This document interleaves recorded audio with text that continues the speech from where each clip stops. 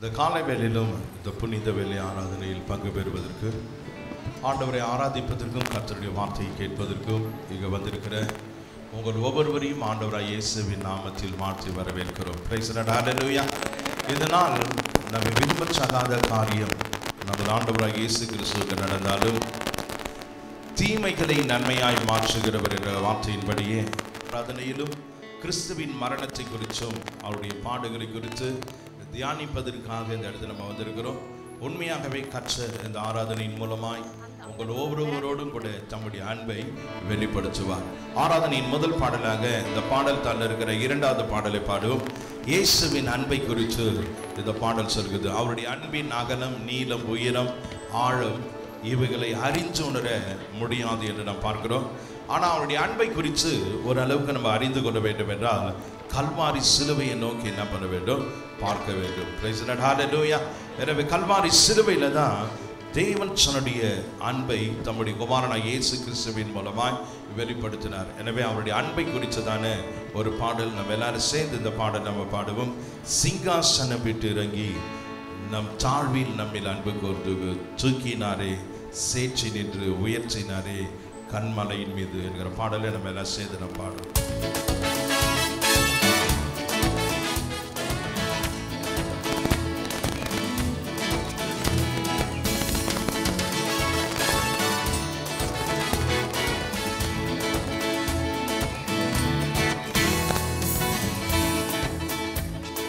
சிங்காசனம் விட்டிறங்கி நம் தாழ்வில் நம்மில் அன்பு கூர்ந்து, சிங்காசனம் விட்டிறங்கி நம் தாழ்வில் நம்மில் அன்பு கூர்ந்து தூக்கினாரே, சேற்றி நின்று உயர்த்தினாரே கண்மலை மீது, தூக்கினாரே, சேற்றி நின்று உயர்த்தினாரே கண்மலை மீது. இயேசுவின் அன்பு அற்புதம் அற்புதமே. இயேசுவின் அன்பு என்றென்றும் மாறிடாதே. இயேசுவின் அன்பு அற்புதம் அற்புதமே. இயேசுவின் அன்பு என்றென்றும் மாறிடாதே. இயேசுவின் அன்பு அற்புதம் அற்புதமே. இயேசுவின் அன்பு என்றென்றும் மாறிடாதே. குற்றங்கள் யாவையும் நீக்கிடவே என்னிடத்தை அவர் ஏற்றுக்கொண்டார். குற்றங்கள் யாவையும் நீக்கிடவே என்னிடத்தை அவர் ஏற்றுக்கொண்டார். மீறுதல்கள் அவர் மன்னித்தாரே, என் நோய்கள் எல்லாம் குணமாக்கினாரே. என் மீறுதல்கள் அவர் மன்னித்தாரே, என் நோய்கள் எல்லாம் குணமாக்கினாரே. இயேசுவின் அன்பு அற்புதம் அற்புதமே. இயேசுவின் அன்பு என்றென்றும் மாறிடாதே. இயேசுவின் அன்பு அற்புதம் அற்புதமே.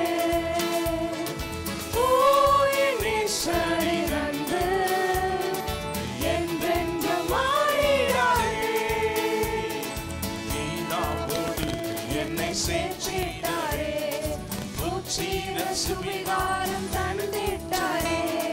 பிதாவோடு என்னை சேற்றிட்டாரே, உச்சித சுவிகாரம் தந்திட்டாரே.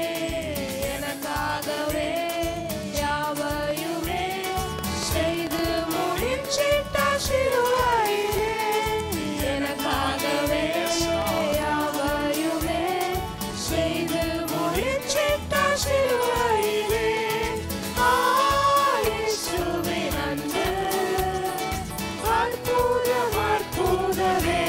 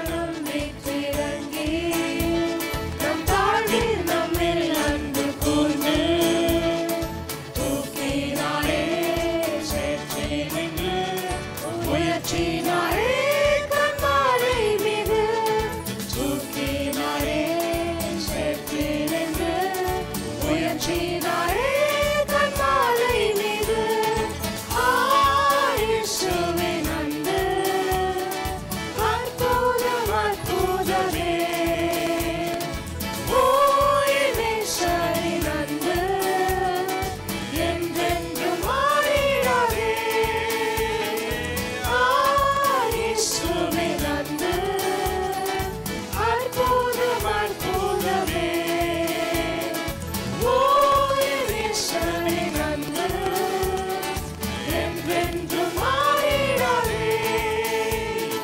நன்மையினால் திருப்தியாக்குகிறார், இரக்கங்களால் மூடி சூட்டுகிறார். நன்மையினால் திருப்தியாக்குகிறார், இரக்கங்களால் மூடி சூட்டுகிறார். கழுகை போல புது பலன் கொண்டு உயர பறந்திட செய்கிறாரே. கழுகை போல புது பலன் கொண்டு உயர பறந்திட செய்கிறாரே. இயேசுவின் அன்பு அற்புதம் அற்புதமே. ஓ இயேசுவின் அன்பு என்றென்றும் மாறிடாதே. இயேசுவின் அன்பு அற்புதம் அற்புதமே. இயேசுவின் அன்பு என்றென்றும் மாறிடாதே. சிங்காசனம் இறங்கி நம் வாழ்வில் நம்மில் அன்பு கூர்ந்து, சிங்காசனம் விட்டிறங்கி நம் வாழ்வில் நம்மில் அன்பு கூர்ந்து, தூக்கினாரே சேற்றி நின்று உயர்த்தினாரே கண்மாலை மீது. தூக்கினாரே சேற்றி நின்று உயர்த்தினாரே கண்மாலை மீது. இயேசுவின் அன்பு அற்புதம் அற்புதமே. ஓ இயேசுவின் அன்பு என்றென்றும் மாறிடாதே. இயேசுவின் அன்பு அற்புதம் அற்புதமே. ஓ இயேசுவின் அன்பு என்றென்றும் மாறிடாதே. ஹalleluya ஹalleluya. இயேசு கிறிஸ்து கல்வாரி சிலுவையில் மரிப்பதற்கு முன்பதாக வியாழக்கிழமை அன்று அப்பத்தை பிட்டு சீஷர்களுக்கு கொடுத்தார். இது உங்களுக்காக பிற்கப்படுகிற என்னுடைய சரீரமாக இருக்கிறது. அந்தபடியே அவர் பாத்திரத்தை எடுத்து இயேசு சொல்றார், இது அநேகருடைய பாவங்களுக்காக சிந்தப்படுகிற என்னுடைய புதிய உடன்படிக்கையின் இரத்தமாக இருக்கிறது. Price the Lord. பழைய உடன்படிக்கைக்கும் புதிய உடன்படிக்கைக்கும் பெரிய வித்தியாசங்க. பழைய உடன்படிக்கையில் ஜனங்க பாவம் செய்த பயந்தார்கள். அது காரணம் என்னென்னா நியாயப்பிரமாணம். நியாயப்பிரமாணத்தினால் வரக்கூடிய ஆக்கினை தீர்ப்பு, நியாயப்பிரமாணத்தினால் வரக்கூடிய தண்டனையை எண்ணி அவங்க பாவம் செய்வதற்கு யோசித்தார்கள். ஆனால் புதிய உடன்படிக்கையில் நீங்களும் நானும் பாவம் செய்வேன் யோசிக்கிறோம். ஏன்னா ஆக்கினை தீர்ப்புக்காக அல்ல, தண்டனைக்காக அல்ல. இன்னைக்கு ஒரு விசுவாசி பாவம் செய்ய யோசிப்பதற்கு காரணம் என்னென்னா தேவனுடைய அன்பு. Price the lord. ஹல்லேலூயா. என் மீது இரக்கம் வச்சு எனக்காக ஜீவனை கொடுத்த ஆண்டவருக்கு விரோதமாய் எப்படி இந்த பாவத்தை செய்வது? எப்படி தேவனுடைய பிரமாணத்தை மீறுவது? ஆகையால் தான் அந்த பாடலை பாடுறோம். இயேசுவின் அன்பு அது அற்புதம் அற்புதமே. ஓ என் நேசரின் அன்பு அது என்றென்றைக்கும் மாறாதது. இயேசுவின் அன்பின் அகலம் ஆழம் நீளம் உயரச்சை நாம் அறிந்து கொள்ள வேண்டும் என்று அப்போஸ்தலனாகிய பவுல் ஜெபிக்கிறார். நீங்களும் நானும் அந்த அன்பை அறிந்து கொள்வோம் என்றால் அவருக்காக ஜீவனையே கொடுப்போம். Praise the lord. ஹல்லேலூயா. இன்னைக்கு உலகத்தில் ஏராளமான ஜனங்கள், கோடிக்கணக்கான ஜனங்கள் இயேசுவுக்காக தங்களுடைய ஜீவனை கொடுக்கிறார்கள். அது காரணம் என்னென்னா அவருடைய அன்பு அவ்வளோ ஆழமானது, அவருடைய அன்பு அவ்வளவு மேன்மையானது. அவருடைய அன்பை நீங்களும் நானும் புரிஞ்சுட்டா அவருக்காக வாழ்வோம், அவருக்காக நாம் ஜீவிப்போம். அவருடைய அன்பு நேற்றும் இன்றும் என்றும் மாறாததாய் இருக்கிறது. மாறினா எம்மானேசரே மாறாதவர் அன்பினாலுமே கல்வாரி சிலுவையின் மீதிலே காணுதை எம்மான்பிதே என்கிற பாடலை நம்ம எல்லாம் சேர்ந்து நாம் பாடுவோம். பாடல் எண் 6, 6வது பாடலை நம்ம எல்லாம் சேர்ந்து நாம் பாடுவோம்.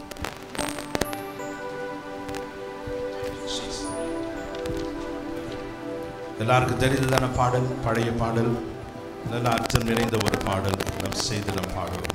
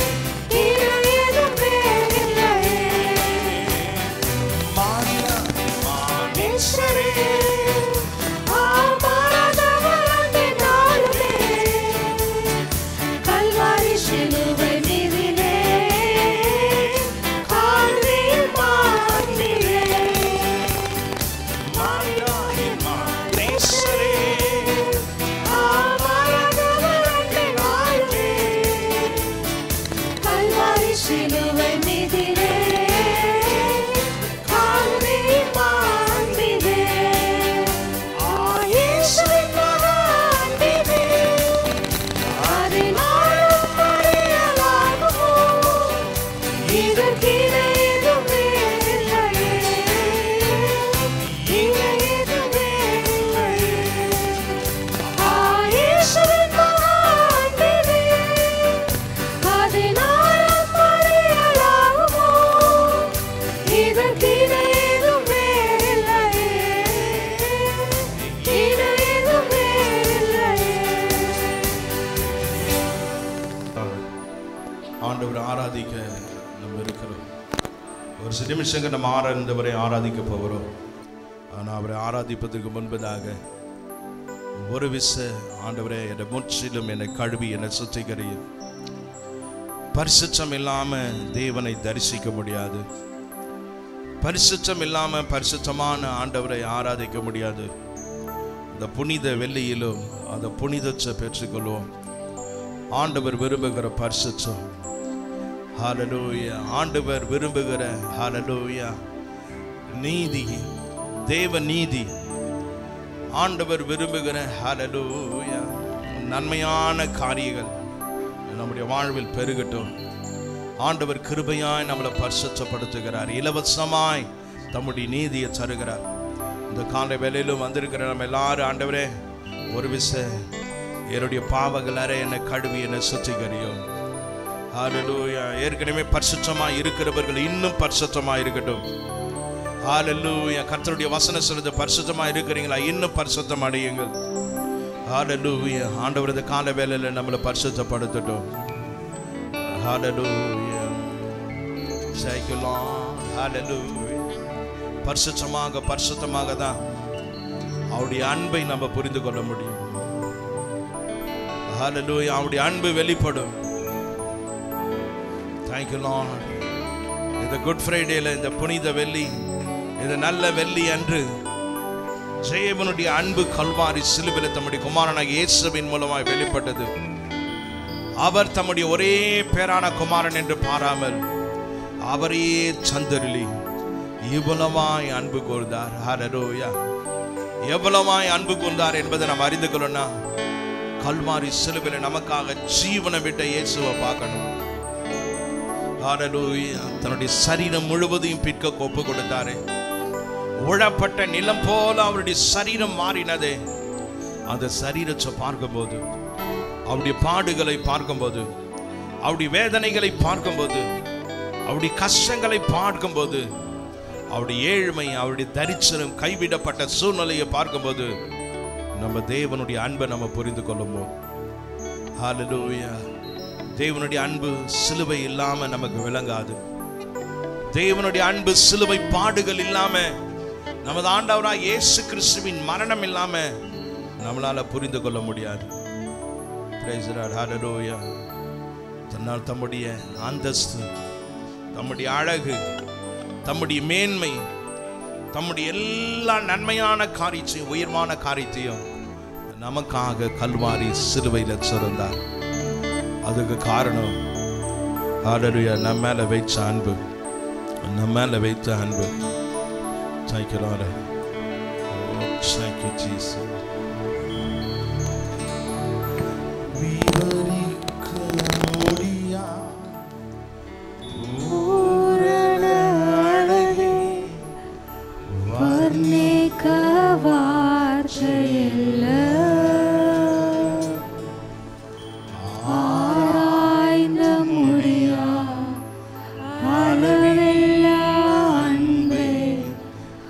புகழ்ந்தாலும் போதும்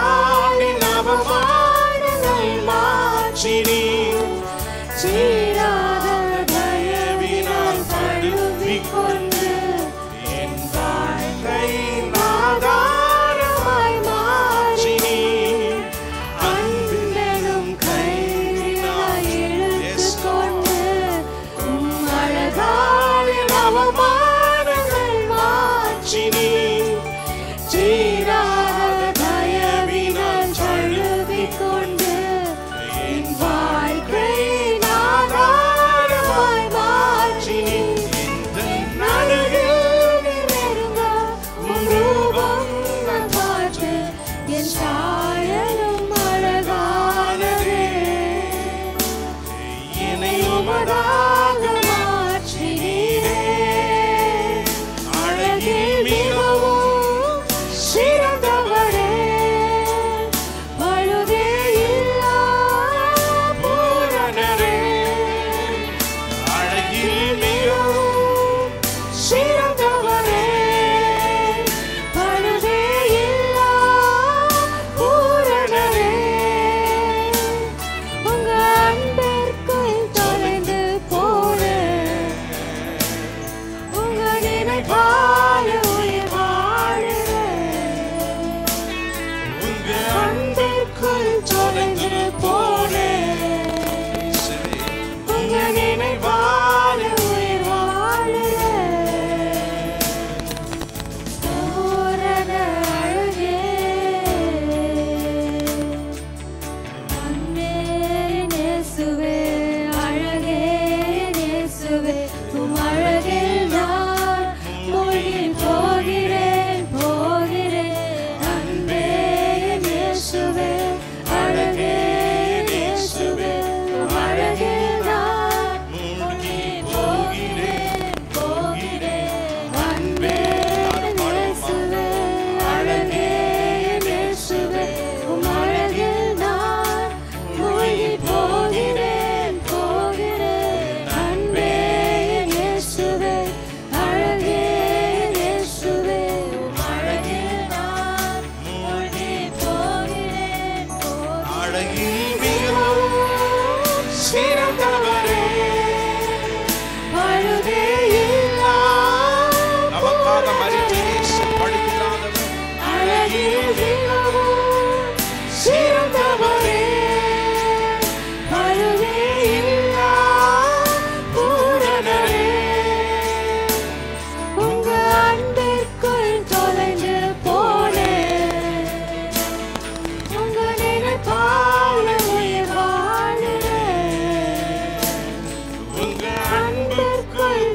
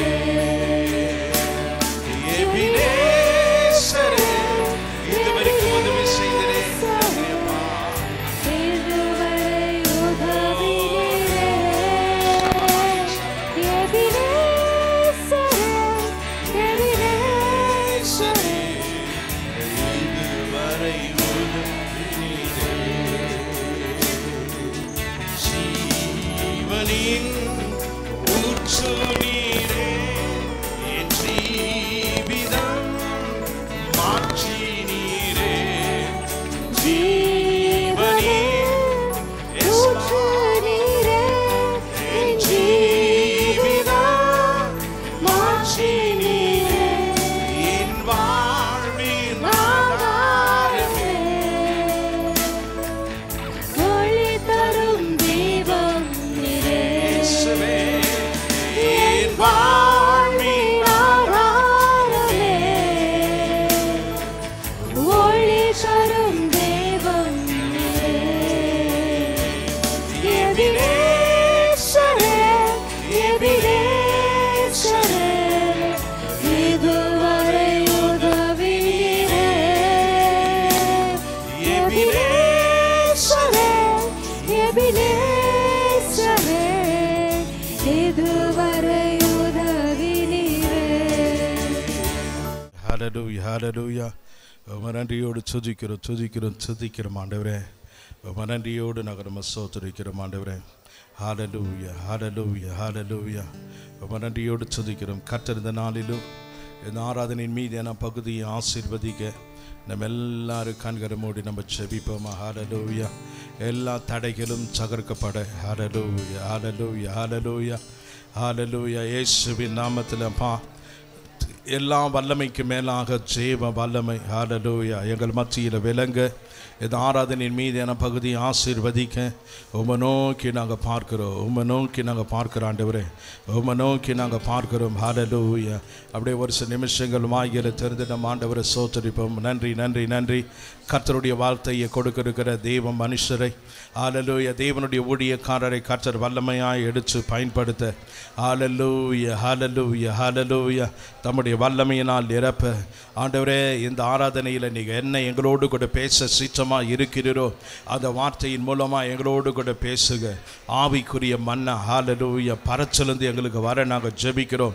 பரலோகத்தில் இருக்கிற பிதாவே நீர் எங்களோடு கூட பேச நாங்கள் ஜெபிக்கிறோம்.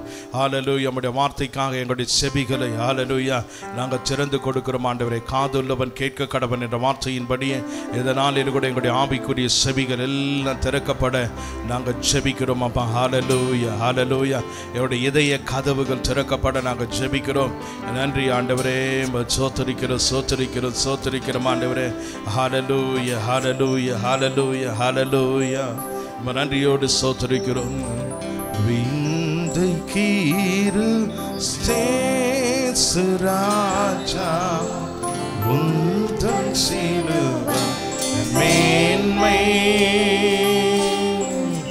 உந்தன் சிலுவை மேன்மை,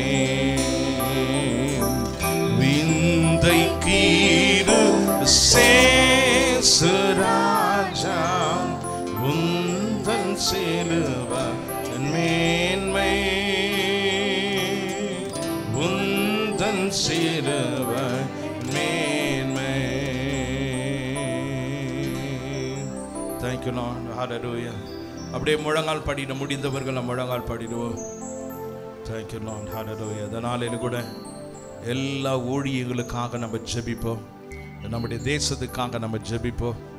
கிறிஸ்தவ மதத்துக்கு விரோதமாய், கிறிஸ்தவர்களுக்கு விரோதமாய், சபைகளுக்கு விரோதமாய், கிறிஸ்தவ ஸ்தாபனங்களுக்கு விரோதமாய் எழும்புகிற எல்லா வல்லமைகள் மீதும் கர்த்தர் ஜெயத்தை கொடுக்க ஹalleluya. இதனால கூட எல்லா சிறையிருப்புகளும் ஹalleluya மாற ஹalleluya சபைகள் பெருக தேவனுடைய பிள்ளைகள் ஆசீர்வதிக்கப்பட நம்ம எல்லாரும் ஜெபம் பண்ணுவோம். ஆண்டவரே எங்களுடைய இந்திய தேசத்துக்காக ஜெபிக்கிறோம். ஹalleluya ஹalleluya 12 அப்போஸ்தலர்ல ஒருவரை அனுப்பி அவருடைய ஜீவனை இந்திய தேசத்துக்காக கொடுக்க வச்சதனுடைய நோக்கம் ஆண்டவரே உம்முடைய திட்டம் உம்முடைய சித்தம் எல்லாம் நிறைவேற நாங்கள் ஜெபிக்கிறோம் அப்பா. ஹalleluya ஹalleluya ஹalleluya ஆண்டவரே எல்லா திருச்சபைகளுக்காக நாங்கள் ஜெபிக்கிறோம். எல்லா திருச்சபை மக்களுக்காக நாங்கள் ஜெபிக்கிறோம். எல்லா தேவனுடைய ஊழியக்காரர்களுக்காக நாங்கள் ஜெபிக்கிறோம். நன்றி அப்பா. ஹalleluya எல்லாரும் ஒரு மனதோடு கூட நம்ம சேர்ந்து நம்ம ஜெபிப்போமா. ஹalleluya ஹalleluya இயேசு எதற்காக கல்வாரி சிலுவையில் மரித்தாரோ, எதற்காக தன்னுடைய ஜீவனை ஒவ்வொரு சொட்டு ரத்தத்தை கொடுத்தாரோ அந்த நோக்கம் திட்டங்கள் எல்லாம் இயேசுவே நிறைவேற நாங்கள் ஜெபிக்கிறோம் ஆண்டவரே. நன்றி அப்பா. திரு ரத்தம் சிந்தி சம்பாதித்த எல்லா திருச்சபைகளுக்காக நாங்கள் ஜெபிக்கிறோம். ஹல்லேலூயா. திருச்சபையின் ஆசீர்வாதங்களுக்காக நாங்கள் ஜெபிக்கிறோம். ஆத்துமாக்கள் ரட்சிக்கப்படும்படிக்காக நாங்கள் ஜெபிக்கிறோம். பாவிகள் மனம் திரும்பும்படிக்காக நாங்கள் ஜெபிக்கிறோம். உம்முடைய வெளியேற பெற்ற கரத்தில் ஒப்பு கொடுக்கிறோம் ஆண்டவரே. ஹல்லேலூயா, ஹல்லேலூயா, ஹல்லேலூயா. இந்த இடத்துல கூட அநேக சேவைகளோடு கூட நம்ம வந்திருக்கலாம், அநேக பிரச்சனைகளோடு கூட நம்ம வந்திருக்கலாம், கஷ்டத்தோடு கூட நம்ம வந்திருக்கலாம். இயேசு வருத்தப்பட்டு பாரம் சுமக்கிறே, நீங்கள் எல்லாரும் என்னிடத்தில் வாருங்கள், நான் உங்களுக்கு இளைப்பாறுதலை தருவேன் என்ற வார்த்தையின்படியே இளைப்பாறுதலுக்காக வந்திருக்கலாம். ஹல்லேலூயா. தோல்வியின் மத்தியில், பிரச்சனையின் மத்தியில் வந்திருக்கலாம். சிலுவை என்பது ஹல்லேலூயா ஏதோ ஒரு புனித சின்னம் என்பது மாத்திரம் அல்ல, இயேசு கிறிஸ்துனுடைய தியாகத்தின் சின்னம் என்பது மாத்திரமல்ல, ஒவ்வொரு விசுவாசியினுடைய வெற்றி சின்னமாக இருக்கிறது. ஒவ்வொரு விசுவாசியை வாழ வைக்கிற சிலுவையாக இருக்கிறது. ஒவ்வொரு விசுவாசிகளுக்கு ஜீவனை கொடுக்கிற ஒன்றாக இருக்கிறது. ஹல்லேலூயா. சிலுவை அல்லாமல் நாங்கள் வேறு ஒன்றையும் மேன்மை பாராட்டவில்லை என்று அப்போஸ்தலனாகிய பவுல் கர்த்தருடைய வசனம் சொல்வது போலவே இந்த நாளிலும் கூட அந்த சிலுவையை நோக்கி நாம் பார்ப்போம். ஹல்லேலூயா, ஹல்லேலூயா. நம்ம எல்லாரும் ஜெபிப்போமா? எல்லாரும் ஒரு சில நிமிஷங்களுடைய வாய்களை திறந்து ஜெபியுங்கள். ஹல்லேலூயா. சபைகளுக்காக ஜெபியுங்க, ஊழியக்காரர்களுக்காக ஜெபியுங்க, விசுவாசிகளுக்காக ஜெபியுங்க, இங்க வந்திருக்கிறவர்களுக்காக ஜெபியுங்கள். ஹல்லேலூயா. விசேஷமா இந்த இடத்துக்காக நம்ம ஜெபம் பண்ணுவோம். இந்த இடத்தினுடைய எல்லைகள் பெரிதாக சீக்கிரம் ஒரு நல்ல திருச்சபையை கட்டி எழுப்ப ஹல்லேலூயா கர்த்தர் கிருபை செய்ய வல்லவரும் நல்லவருமாய் இருக்கிறார். ஹல்லேலூயா. இன்னைக்கு காணப்படுகிற எல்லா சௌதரியங்களும் ஹல்லேலூயா எல்லா பிரச்சனைகளும் மாறி போகக்கூடிய விதத்தில் அப்பா இந்த இடத்தை ஆசீர்வதியும். ஹல்லேலூயா. இந்த இடத்துல ஒரு சபை உருவாகட்டும், இந்த இடத்துல ஒரு ஆலயம் எழும்பட்டும். ஹல்லேலூயா. எல்லாரும் ஆவியில நிரம்பி ஹல்லேலூயா, ஹல்லேலூயா. நம்ம எல்லாரும் ஜெபிப்போமா? எல்லாரும் மாய்களை சேர்த்து நம்ம ஆண்டவரை சோதரிப்போம். இயேசுவின் நாமத்தில் அப்பா நாங்கள் ஜெபிக்கிறோம். இயேசுவின் நாமத்தில் இந்த இடத்தை பரிசுத்தப்படுத்துகிறோம். இந்த இடத்தை உமக்காக நாங்கள் ஆண்டவரை அர்ப்பணிக்கிறோம். உம்முடைய ஊழியத்துக்காக நாங்கள் அர்ப்பணிக்கிறோம். ஹல்லேலூயா. சபை மக்கள் ஒவ்வொருவருக்காக ஜெபிக்கிறோம். இந்த நாளிலும் புதிதாக வந்திருக்கிற எல்லா தேவனுடைய பிள்ளைகளுக்காக நாங்கள் ஜெபிக்கிறோம். ஹல்லேலூயா. தேவைகளோடு கூட இருக்கிறவர்களுக்காக ஜெபிக்கிறோம். படிக்கிற பிள்ளைகளுக்காக நாங்கள் ஜெபிக்கிறோம் அப்பா. ஹல்லேலூயா. பலவிதமான பிரச்சனையினாலும் கஷ்டத்தினாலும் இந்த காலை வேளையிலும் இந்த இடத்துல வந்து அமர்ந்து கொண்டு இருக்கிற எல்லா பிள்ளைகளுக்காக உம்முடைய கர்த்தர் நாங்கள் வருகிறோம். ரொம்ப நன்றியோடு நாங்கள் நம்ம சோத்தரிக்கிறோம் ஆண்டவரே. ஹல்லேலூயா, ஹல்லேலூயா, ஹல்லேலூயா, ஹல்லேலூயா. ரொம்ப நன்றியோடு துதிக்கிறோம் ஆண்டவரே. பிரதர் சார்லஸ் முன்பதாக வந்து ஹல்லேலூயா கர்த்தருடைய வார்த்தைக்காகவும் இந்த மீதியான பகுதிக்காகவும் ஜெபிப்பார்கள். நம்ம எல்லாரும் அவரோடு கூட சேர்த்து நம்ம ஜெபம் பண்ணுவோமா? ரொம்ப நன்றியோடு சோத்தரிக்கிறோம். ஹல்லேலூயா. திருச்சபைகளுக்காக, எல்லா ஊழியங்களுக்காக, எல்லா தேவனுடைய பிள்ளைகளுக்காக, ஹல்லேலூயா. நம்முடைய தேசத்துக்காக, ஹல்லேலூயா, ஹல்லேலூயா, ஹல்லேலூயா. ரொம்ப நன்றியோடு நாங்கள் நம்ம துதிக்கிறோம் ஆண்டவரே. இயேசுவே சோத்தரிக்கிறோம். ரொம்ப நன்றியோடு நாங்கள் நம்ம துதிக்கிறோம் அப்பா. எங்களை கிருபையாய் நேசித்து வழிநடத்தி வருகிற எங்கள் பரம தகப்பனே, இந்த அருமையான நாளுக்காக நன்றியோடு கூட துதிக்கிறோம் கர்த்தாவே. உம்முடைய சமூகத்திலே நாங்கள் கூடி வர உம்மை துதிக்க, ஆராதிக்க, உம்மை மகிமைப்படுத்த நீர் எங்கள் ஒவ்வொருவருக்கும் பாராட்டின கிருபைகளுக்காக உமக்கு நன்றி அப்பா. கர்த்தருடைய இரக்கம், உம்முடைய கிருபை, உம்முடைய தயவு இம்மட்டும் எங்களை சூழ்ந்திருக்கிறபடினால் உமக்கு நன்றி அப்பா. உம்முடைய கல்வாரி இரத்தத்தினால இந்த நாளில் எங்கள் ஒவ்வொருவரையும் கழுவி இருக்கிறபடினால் உமக்கு ஸ்தோத்திரம் ஆண்டவரே. உம்முடைய நாமத்தின் மேல் விசுவாசம் உள்ளவர்களாகி உம்மை ஏற்றுக்கொண்ட அத்தனை பேர்களும் உம்முடைய பிள்ளைகளாகும்படியான அதிகாரத்தை கொடுத்தவரே உமக்கு நன்றி அப்பா. பசுத்த ஆவியினால எங்களை ஆண்டவரே நீங்கள் முத்திரித்திருக்கிறீங்க. உம்மை அப்பா பிதாவு என்று சொல்லி கூப்பிடும்படியான புத்திர சுவிகாரத்தின் ஆவியை தந்திருக்கிறீங்க. உமக்கு நன்றி அப்பா. இந்த நாளில் கர்த்தருடைய கரத்தில் எங்களை ஆண்டவரே முழுவதும் தாழ்த்துகிற ஆண்டவரே, தொடர்ந்து கர்த்தர் நீங்கள் மகிமைப்படுவீராக.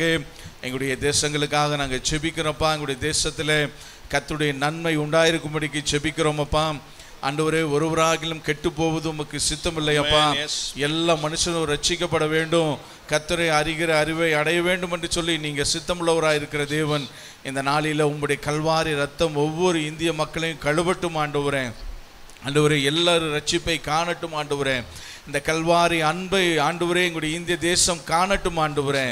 அப்படியாக தேவன் தேசத்தில் கொடுத்திருக்கிற ஒவ்வொரு ஊழியங்களுக்காக, ஒவ்வொரு மிஷனரி ஆண்டவரே ஸ்தாபனங்களுக்காக, மிஷனரிகளுக்காக, போதகர்களுக்காக, திருச்சபைகளுக்காக, ஊழியங்களுக்காக நாங்கள் நன்றியோடு கூட துதிக்கிறோம், செபிக்கிறோம் கர்த்தாவே.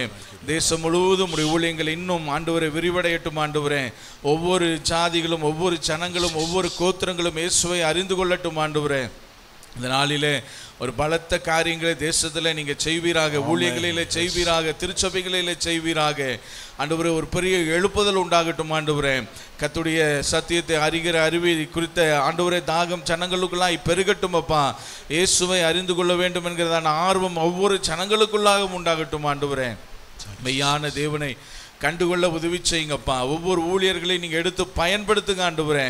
உடைய தேசம் இயேசுவை கண்டுகொள்ளட்டும் அப்பா. உடைய கல்வாரி ரத்தம் ஆண்டவரே இன்றைக்கும் ஆண்டவரே பாவங்களை கழுவ வல்லமுள்ளதாக இருக்கிறது அல்லவா? ஹல்லேலூயா. உடைய ரத்தத்தினாலே ஆண்டவரே எங்களுடைய தேசத்தை கழுவுங்க, பரிசுத்தமாக்குங்க ஆண்டவரே. சோதரையா உம்முடைய அன்பில பூரணப்படட்டும் ஆண்டவரே. உடைய தேசம் ஆஸ்வதிக்கப்படட்டும் அப்பா. எங்களுடைய ஒவ்வொரு திருச்சபைகளையும் நீங்கள் ஆசுவத்து பெருக பண்ணுங்க. ஒவ்வொரு திருச்சபைகளிலும் திரளான ஆத்துமாக்கள் பெருகட்டும் அப்பா.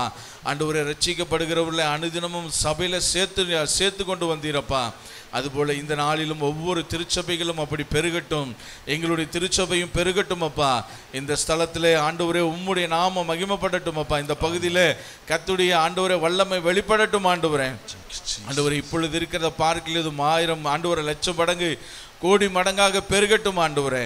கர்த்தர் ஆசீர்வதித்து பெருக செய்யுங்க. அப்படியே ஊழியங்களை கர்த்தர் ஆசீர்வதிங்க. கர்த்தருடைய கரத்தில் கொடுக்கிறோம். இந்த நாள் ஆண்டவரே கூடுகையில் உம்முடைய கிருபை பிரசன்னம் விளங்கட்டும், தேவ மகிமை வெளிப்படட்டும். பேசுகிற உம்முடைய தாசனையும் மறைத்து நீங்கள் வெளிப்படுங்க. இந்த நாளில் எங்களுக்கு என்று வைத்திருக்கிற உம்முடைய வார்த்தைகளை நீங்கள் வெளிப்படுத்துங்கப்பா. அது எங்களுக்கு ஜீவனாக இருக்கட்டும், பலனாக இருக்கட்டும் ஆண்டவரே. ஆவில இன்னும் ஆண்டவரே உற்சாகப்பட ஆண்டவரே எங்களை பலப்படுத்தட்டும் ஆண்டவரே. உடைய மகனை நீங்கள் மறைத்து நீங்கள் வெளிப்படுங்க. உடைய கிருபின் கரத்தில் ஒப்பு கொடுக்கிறோம்.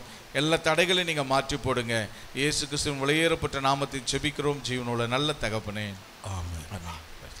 அமர்வு. இந்த விசேஷித்த நாளிலும் கூட நம்ம மத்தியில் கர்த்தருடைய வார்த்தையை கொடுக்கும்படி வேதாகம கல்லூரிகளில், அதாவது பேராசிரியராய் பணியாற்றி பல வருடங்கள் பணியாற்றி தேவனுடைய ஊழியத்தை செய்து வருகிற டாக்டர் எட்வர்ட் பிரான்சிஸ் நம் மத்தியில் இருப்பது ரொம்ப சந்தோஷம். Praise the lord. ஹல்லேலூயா. கரங்களை தட்டி ஆண்டவரை மகிமைப்படுத்தி நம்ம அவரை வரவேற்போம். ஏறக்குறைய 22 வருஷத்துக்கு முன்பதாக எங்களிடத்தில் பைபிள் காலேஜில் நாங்கள் படித்த சதனேஷன் பைபிள் காலேஜில் எங்களுக்காக பாடங்களை கற்பித்தவர். எனவே பல வருஷங்களுக்கு பின்பதாக அவரை நினைவு கூர்ந்து பார்க்கிறோம். உண்மையாகவே அவரை மறந்துட்டோம். அவர் சொன்ன ஒவ்வொரு காரியத்தையும் பார்க்கும்போது, அவருடைய சப்ஜெக்ட்லாம் பார்க்கும்போது அந்த பைபிள் காலேஜினுடைய எண்ணங்கள்லாம் வரும்போது அந்த பிக்சர்லாம் ஞாபகத்துக்கு வருதுங்க. ஏறக்குறைய 22 வருஷத்துக்கு பின்பதாக அவரோடு கூட ஒரு இணைப்பை தேவன் ஏற்படுத்தினார். Praise the lord. ஹல்லேலூயா. எனவே இந்த நாளிலும் கூட கர்த்தருடைய வார்த்தையை கொடுக்க வாருங்கள் என்று அழைத்தபோது அவர் மனப்பூர்வமாக சந்தோஷமாக வந்தார். எனவே இந்த நாளிலும் கரங்களை தட்டி அவரை நம்ம வரவேற்பது மாத்திரமல்ல, வருகிற ஈஸ்டர் ஆராதனைகளிலும், முதல் ஆராதனையிலும் 2வது ஆராதனையிலும் நம்மோடு கூட கர்த்தருடைய வார்த்தையை பகிர்ந்து கொள்வார். ஃபயர் சர்வீஸில் இருக்கிற நம்முடைய சபையில் 6 மணிக்கு முதலாவது ஆராதனையும் 8:30 மணிக்கு 2வது ஆராதனையும் நடைபெறும். அந்த 2 ஆராதனைகளும் கர்த்தருடைய வார்த்தையை பகிர்ந்து கொள்வார். இந்த நாளிலும் கூட கர்த்தருடைய சிலுவையை குறித்தும், சிலுவையின் மேன்மையை குறித்தும், அவருடைய மரணத்தை குறித்தும் ஒரு நல்ல சத்தியத்தை கர்த்தருடைய வார்த்தையை நம்மோடு கூட பகிர்ந்து கொள்வார் என்கிற நம்பிக்கை எங்களுக்கு இருக்கிறது, விசுவாசம் நமக்கு இருக்கிறது. எனவே கர்த்தர் அவரை எடுத்து பயன்படுத்துவாராக. இதனால் கூட இந்த மீதியான சமையலை அருமையான டாக்டர் எட்வர்ட் பிரான்சிஸ் அவர் இடத்துல கொடுக்கிறோம். கர்த்தருடைய வார்த்தையை நம்மோடு கூட பகிர்ந்து கொள்வார். எல்லாரும் கரங்களை தட்டி நம்ம அவரை வரவேற்கலாமா? Price the lord. ஹல்லேலூயா. எனவே நல்ல ஆங்கிலத்தில் பிரசங்கம் பண்ணுவார், ஹிந்தியில் பிரசங்கம் பண்ணுவார். ஆனால் அவரிடத்தில் நான் கேட்டுக்கொண்டேன், தமிழில் கொஞ்சம் பிரசங்கம் பண்ணுறேன். எனவே இதனாலே கூட அவர் தமிழில் பிரசங்கம் பண்ணுவார். என்னுடைய துணைவியார் அதை ஆங்கிலத்தில் மொழிபெயர்ப்பார்கள். எனவே கர்த்தருடைய நாம மகிமைப்படுவதாகும். இயேசு கிறிஸ்து நாமத்தினாலே உங்கள் எல்லாருக்கும் என்னுடைய அன்பான வாழ்த்துக்கள். Loving greetings to each and every one of you who have come this morning. கர்த்தர் உங்களை ஆசீர்வதிப்பாராக. May God bless you. எப்பொழுதுமே நானும் ஆங்கிலத்திலே பேசுவேன், மற்றவர்கள் தமிழிலே மொழிபெயர்ப்பார்கள். ஈரோடு வந்து இது வேற ஒரு சரித்திரம் எனக்கு. Usually I preach in English and someone else would translate for me, but in Erode there's a different thing that is happening. It's nice to be translated by somebody who speaks such a good English. அது நான் English சொல்லிட்டேனா? உங்களுடைய பாஸ்டருடைய மனைவி மிகவும் அழகாக ஆங்கிலம் பேசுகின்றவர்கள். அவர்கள் முன்னாலே நீ இங்கிலீஷ் பேச கொஞ்சம் பயமாகத்தான் வந்து விட்டது.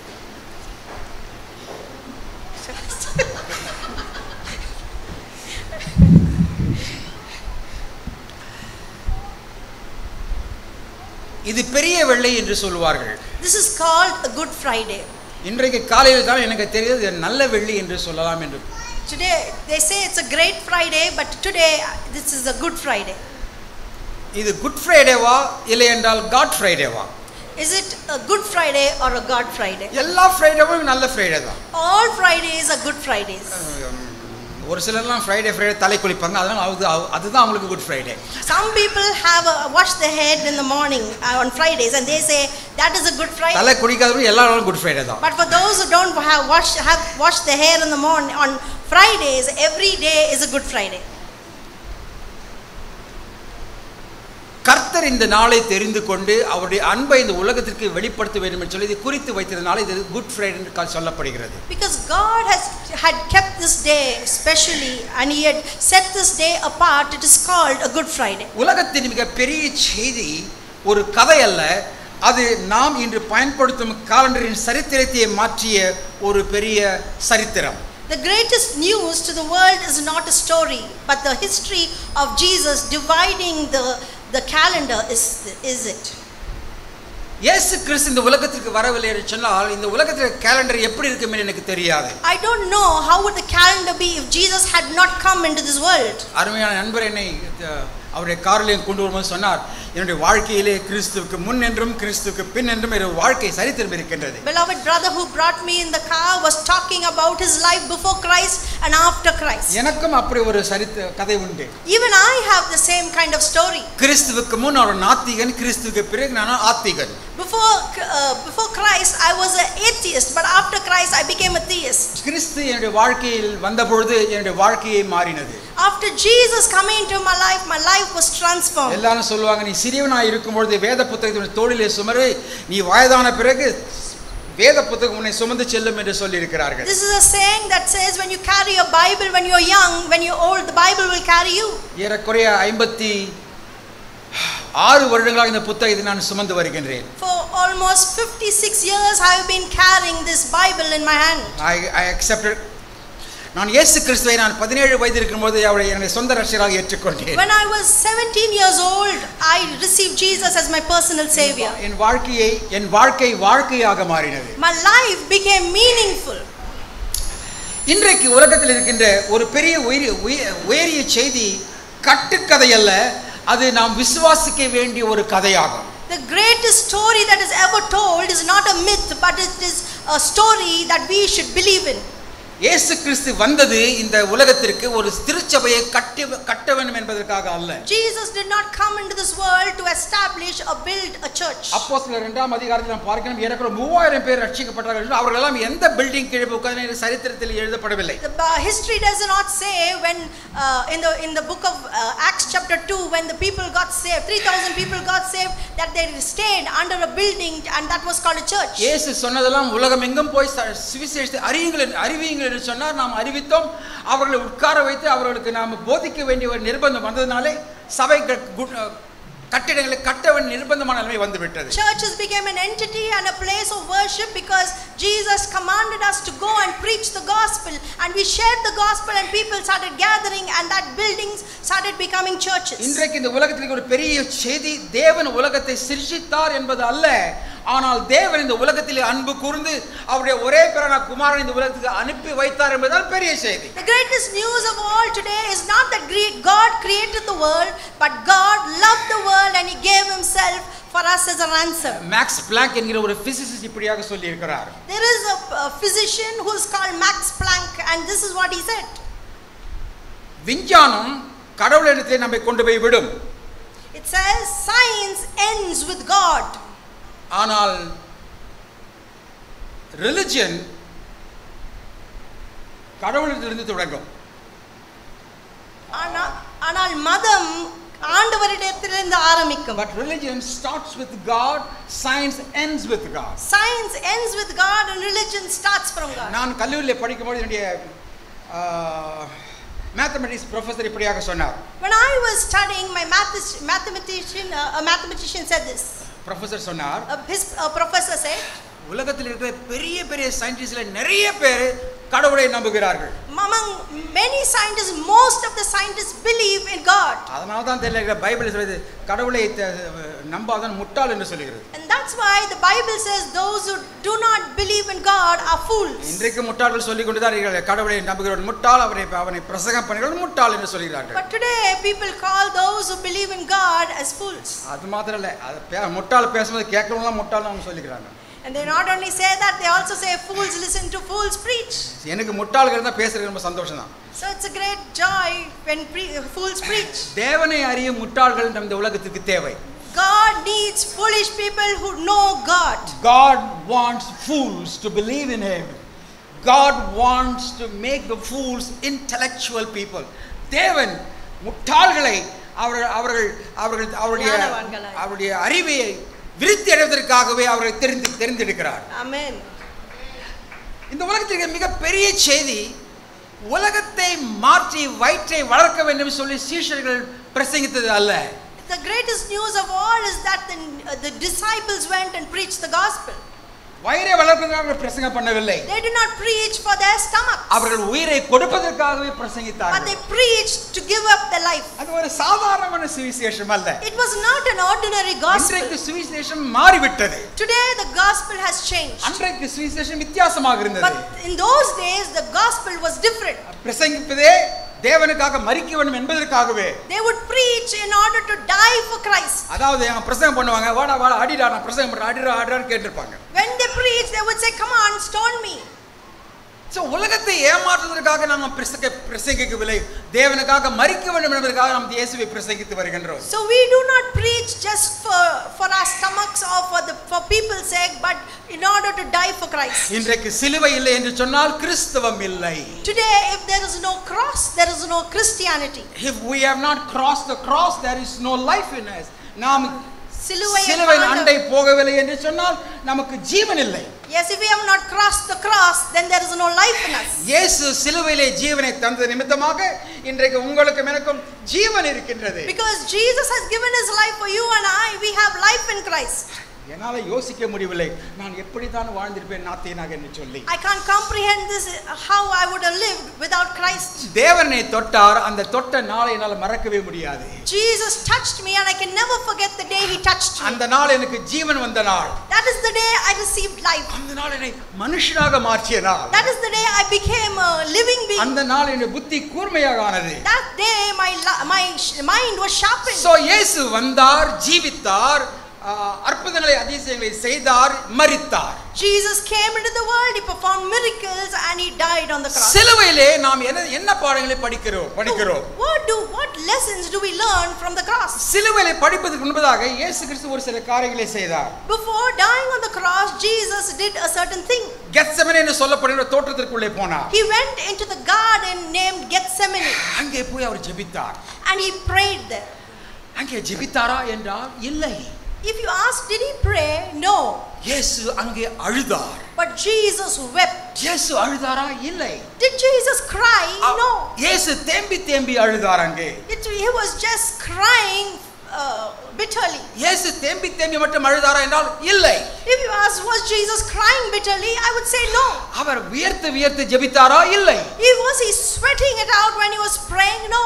அவர் வியர்க்கவில்லை, ஆனால் அவர் இரத்தத்தையே வேர்வையாக அவர் உதிர்த்தார். No, he did not just sweat, but instead he sweat blood when he cried. Medical வேர்ல்டில் இப்படியாக சொல்கிறார்கள். In the medical field, this is what they say. இது ஒரு சாத்தியமான ஒரு சான்று. This is a thing that is possible. ஈரோட நிறைய வேர்க்குதுங்க. எனக்கு ஏற்கனவே வேர்க்க தொடங்கிடுச்சு. I've already begun to sweat because Erode is so sultry. நல்ல வேளை நம்ம சூட் போட்டுன்னு வரல. I was was just wondering, thinking to myself, thank God I didn't wear a suit. சூட்டு போட்டு சூடு தான் ஆயிடுவேன். I would have been சூட்டு just- போட்ட மாதிரி ஆயிருக்கும். I would have been just cooked up if I had to put on a suit. குக்கா ஏற்கனவே குக் பண்ண ஆளு தான் இது, அதான் கருகி இருக்கிறேன் நான். இயேசு கிறிஸ்து Jesus Christ, சிலுவையிலே மரித்த பொழுது மரிப்பதற்கு முன்பதாகவே before he could die on the cross, அவருடைய ரத்தம் வேர்வையாக ரத்த வியர்வை வெடித்தார் என்பது அது அது அதற்கு சாத்தியக்கூறுகள் மெடிக்கல் வேர்டில் இருக்கிறது. there are possibilities medically that Jesus sweat blood. அது ஒரு கட்டுக்கதையில ஒரு நடந்த கதை. It is not a myth, but it is a true incident. அது ஏன் அப்படி நடந்தது? And why did it happen? அந்த கெத்செமனே தோட்டத்திலே என்ன இருக்குமாம்? ஒலிவ மரங்கள் நிறைய இருக்குமாம். In the garden of Gethsemane there would be a lot of it's an olive grove அந்த there. கெத்செமனே என்று ஹீப்ரு மொழியில் பிறகு அதற்கு ஒரு அர்த்தம் இருக்கின்றது. The meaning of Gethsemane in the Hebrew language has a meaning. Get என்றால் அழுத்து அமுக்கு என்று பொருள். The meaning of gat means to press. ஷனம் என்பதற்கு அர்த்தம் என்றால் எண்ணெய் என்று பொருள். And shenem is the meaning is எண்ணெய் என்று பொருள். oil.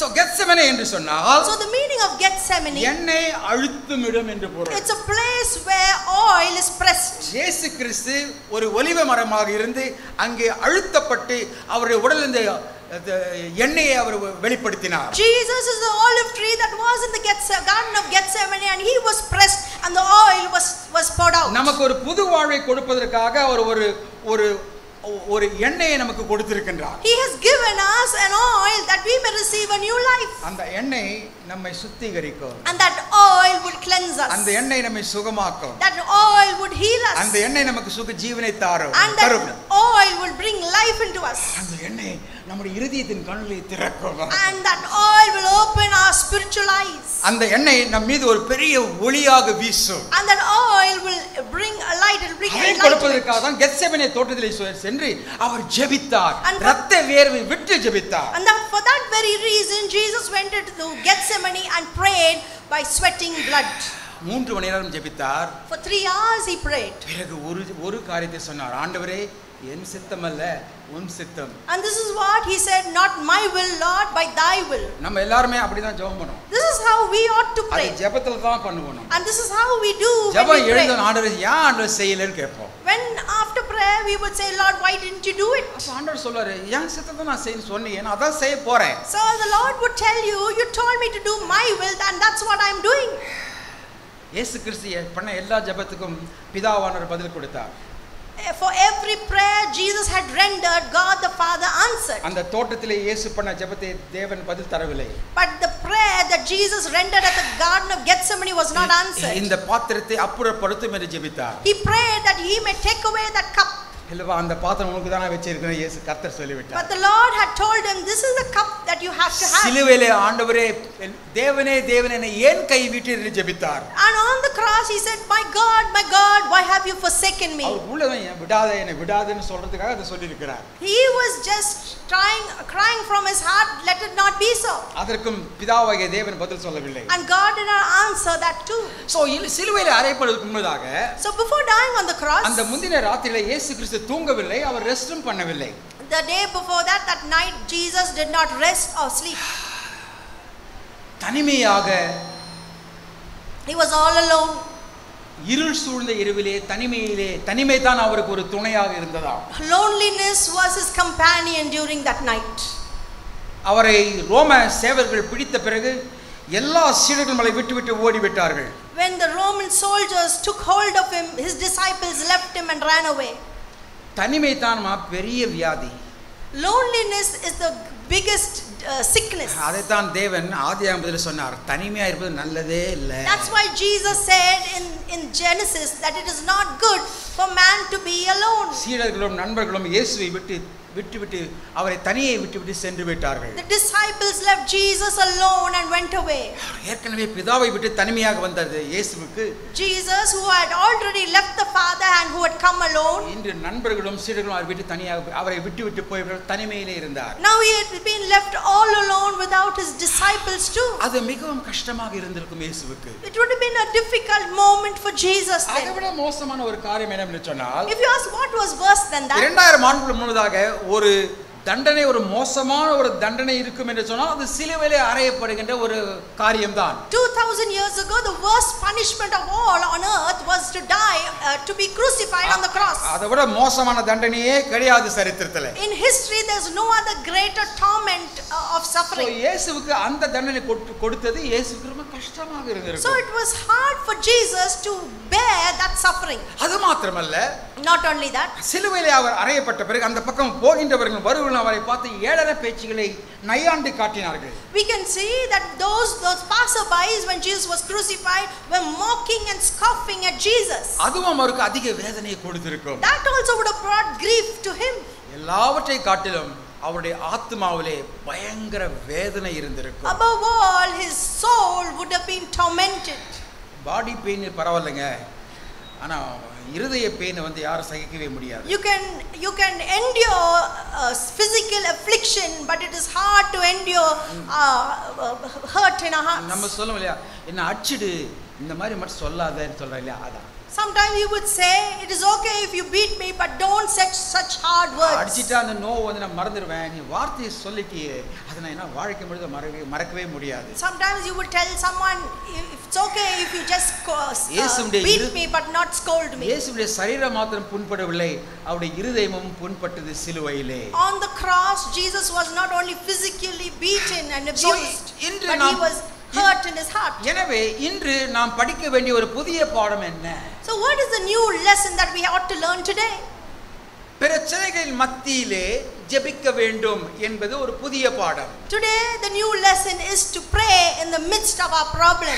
இயேசு சிலுவையில் அறையப்படுவதற்கு முன்பதாக ஜெபித்தார். Jesus died before being crucified on the cross. நமக்கு வந்து ஹாஸ்பிடலுக்கு போன பிறகு உங்களுக்கு வந்து கேன்சர் வரும் போல இருக்குது அப்படின்னு சொன்னவனா, ஆண்டவரே எனக்கு கேன்சர் வேண்டாம், ஆண்டவரே கேன்சர் வேண்டாம், நம்ம ஜெபம் பண்ணுவோம்.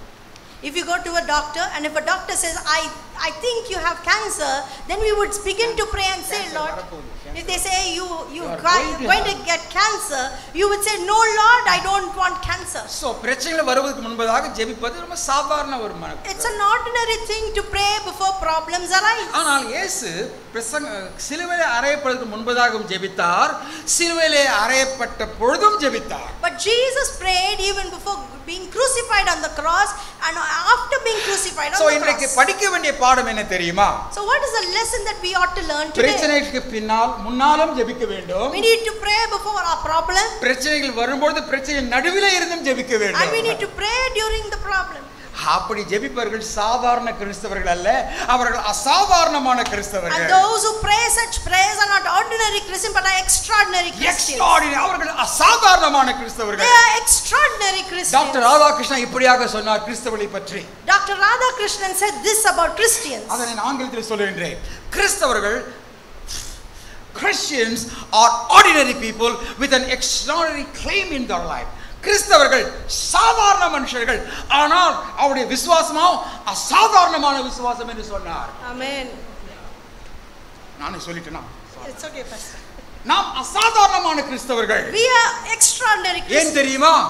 You know why? பிரச்சனைக்கு முன்னாலும் ஜெபிப்போம், பிரச்சனை இருக்கும் பொழுதும் ஜெபிப்போம். Because we pray before the problem and during the problem. பிரச்சனைக்கு பிறகும் ஜெபிப்போம். And we will also pray after the problem. Thank you Lord என்று ஜெபிப்போம். We will say thank you Lord. நாம் நன்றி கெட்ட கிறிஸ்தவர்கள் அல்ல. We are not ungrateful Christians. தேவனிடத்தில் கேட்கும்போது அவர் செய்யும்போது நாம் நன்றி சொல்லுவோம் அவருக்கு. But we would also always thank the Lord இயேசு when we ask. இயேசு அதை செய்தார். அவர் சிலுவையிலே அறையப்பட்டு இருந்த வேளையிலே அவர் தொடர்ச்சியாக ஜெபித்துக் கொண்டிருந்தார். When Jesus was crucified on the cross, he continued to pray.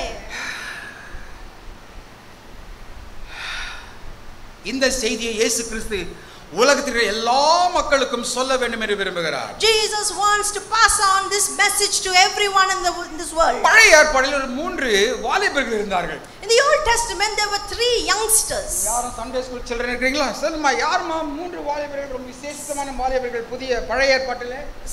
Correct. சொல்லிட்ட மணி. Shadrach, Meshach, Abednego. They are Shadrach, Meshach and Abednego. அவர்களை அக்கினியிலே எடுத்து போட்டார்கள். And they were thrown into the fire. தேவன் அவர்களை அக்கினியிலிருந்து வெளியே கொண்டு தப்புவித்தாரா, இல்லைன்னா அவர்கள் அக்கினிக்கு உள்ளே இருக்கும்போது தப்புவித்தாரா? Did God save them in the fire or out of the fire?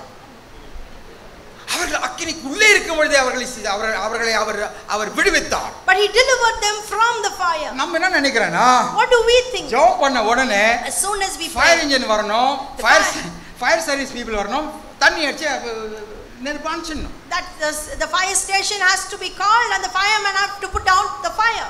ஆனா ஆண்டவர் என்ன சொல்வாருன்னா, But what would Jesus அவன் say? கட்டான் வந்தாலும் வராட்டி பரவாயில்ல, So if he comes or does not நீ come, ஃபயர்ல ஏறு. you stay in ஆனா the fire, ஃபயர் உன்னை ஒண்ணும் பண்ணாது. because that fire will not harm you. நான் ஃபயர் விட பெரிய fire. I am a greater fire than this நீ fire. ஃபயர் உள்ள இருக்கும்போது நான் உன்னை நான் விடுவிப்பேன். I will deliver you from the fire. இயேசு தண்ணீர் மீது நடந்தார். Jesus walked on the water. அதை பேதுரு பார்த்தான். And Peter saw it. பேதுரு பார்த்தோனே, ஆண்டவரே நீயா என்று கேட்டான். When he looked at Jesus, he said, "Is it you, Lord?" இயேசு ஆமா நான் தான், வா என்று சொன்னார். And Jesus said, "Yes, come." அவன் வந்தான். And he came. கொஞ்ச நேரத்திலே அவன் விசுவாசம் இல்லாமல் போய்விட்டது. And within few minutes he lost his faith. அவன் தண்ணி மேல இருக்கும்போது தூக்கி பிடிச்சாரா, தண்ணி உள்ள போன பிறகு அவர் பிடிச்சாரா? Did Jesus take hold of him while he was on the water or இன்னைக்கு under the water? காலையில அந்த வசனம் திருப்பி நான் படிச்சேன். I kept reading this verse again and again. அதாவது he reached out his hands அப்படி என்று ஆங்கிலத்தில் இருக்கும். அவர் அவனை கையிலே பிடித்து எடுத்தார் என்று தமிழில் இருக்கின்றது. In English it says he reached out his hand and took hold of him. நான் என்ன நினைக்கிறேன்னா, I am thinking to அவன் myself தண்ணி உள்ள போய்ட்டான். that he was drowned. யாரனா தண்ணியில முழுகி இருப்பதை பார்த்தீங்களா? யாராவது கை தான் மேல வரும். If கை you- தான் மேல வரும். If you had noticed anyone drowning, கை தான் வரும். if you had noticed anyone drowning, the hands would be up and they would be crying out, "Help, help." நான் என்ன நினைக்கிறேன், பீட்டர் கூட அதான் செய்திருப்பான். ஐயோ ஆண்டவரே என்னை காப்பாத்தும், சேவ் மீ லார்ட் என்று ஜெபம் பண்ணிருப்பான். This is what Peter also would have cried out. He would have said, "Save me, Lord." அவன் உள்ள போறதா கை பிடிச்சிருந்தார் மேல. But then when he was getting drowned, Jesus lifted him up. நிறைய சமயத்துல கர்த்தர் நம்மளை பிரச்சனை உள்ளே மூழ்க வைப்பார். Many a times we would be drowned in our problems. கையை தூக்க முடியுமா தண்ணிக்கு வெளியே? Can you lift your hands out of the water? மூக்கு தண்ணி உள்ள இருக்குது, மூச்சு விட முடியல, பரவாயில்ல. It's okay if you're getting கையை drowned. கொண்டா வெளியே. But bring your hands up. ஆண்டவரே என்னை தொடு. Lift your hands up and say, "Lord, touch ஆண்டவரே me." கையை பிடித்து தூக்கு. Lord, hold my hand and raise me அத up. நீங்க சொல்ல வேண்டிய அவசியம் கூட கிடையாது. There is no need to even say அத that. கையை தூக்கணும் அதான் அர்த்தம். If you lift your hand, that is the meaning. ஏன்னா ஜெபிக்க முடியாது, வாயு தண்ணி உள்ள மூக்கு தண்ணி உள்ள ஜெபிக்க முடியாது. Because- அவ்வளவு பிரச்சனை அழுத்துகிறது. Because the problem has been pressing you down and you are unable to open your mouth because you would swallow water. ஆனால் கையை மாத்திரம் அவனால தூக்க முடிந்தது. But it was possible only to lift his hand up. பேதுரு கையை தூக்கினான். And Peter lifted his hand. இயேசு கையை எடுத்து தொட்டு அவரை எடுத்தார் வெளியே. And Jesus took hold of his hand and lifted him up. இதைத்தான் தேவன் நீயும் நானும் செய்ய வேண்டும் என்று விரும்புகிறார். And this is what Jesus wants to do for you and I. சிலுவையில் இருக்கும்போது ஒரு அழகான ஒரு ஜெபத்தை இயேசு கிறிஸ்து செய்தார். Jesus made a beautiful prayer on the cross. இது வரலாற்றை வரையறுத்த ஒரு பெரிய ஜெபம். This is a greatest prayer in history. லூக்கா 23வது அதிகாரம் 34வது வாக்கியம். In the book of Luke, Gospel of Luke chapter 23 verse 34. பிதாவே இவர்களை மன்னியும். It says, "Father, forgive them." For they அவர்கள் செய்கிறது என்னதென்று அவர்கள் அறியாதிருக்கிறார்கள். For they know not what they are doing. பிதாவே இவர்களுக்கு மன்னியும். Father, forgive them. அவர்கள் என்ன செய்கிறார்கள் என்று அவர்களுக்கு தெரியாது. For they do not know what they are doing. அவர்கள் புத்தி இல்லாதவர்கள். They have no sense. அவர்கள் முதிர்ச்சி இல்லாதவர்கள். They are not mature. அவர்கள் அறிவில்லாதவர்கள். They have no sense. நான் யார் என்று அறியாதிருக்கிறார்கள். They do not have the knowledge of என்னுடைய me. மகிமை அவர்களுக்கு தெரியாது. They don't know my glory. ஆகவே தான் என்னை சிலுவையில் அறைந்து விட்டார்கள். That's why they have crucified N me. சீடர்கள் என்னை அறையவில்லை. My disciples have not crucified. மார்த்தாள் மரியா லாசர் என்னை அறையவில்லை. Martha, Mary and Lazarus have not. மற்ற நண்பர்கள் அறையவில்லை.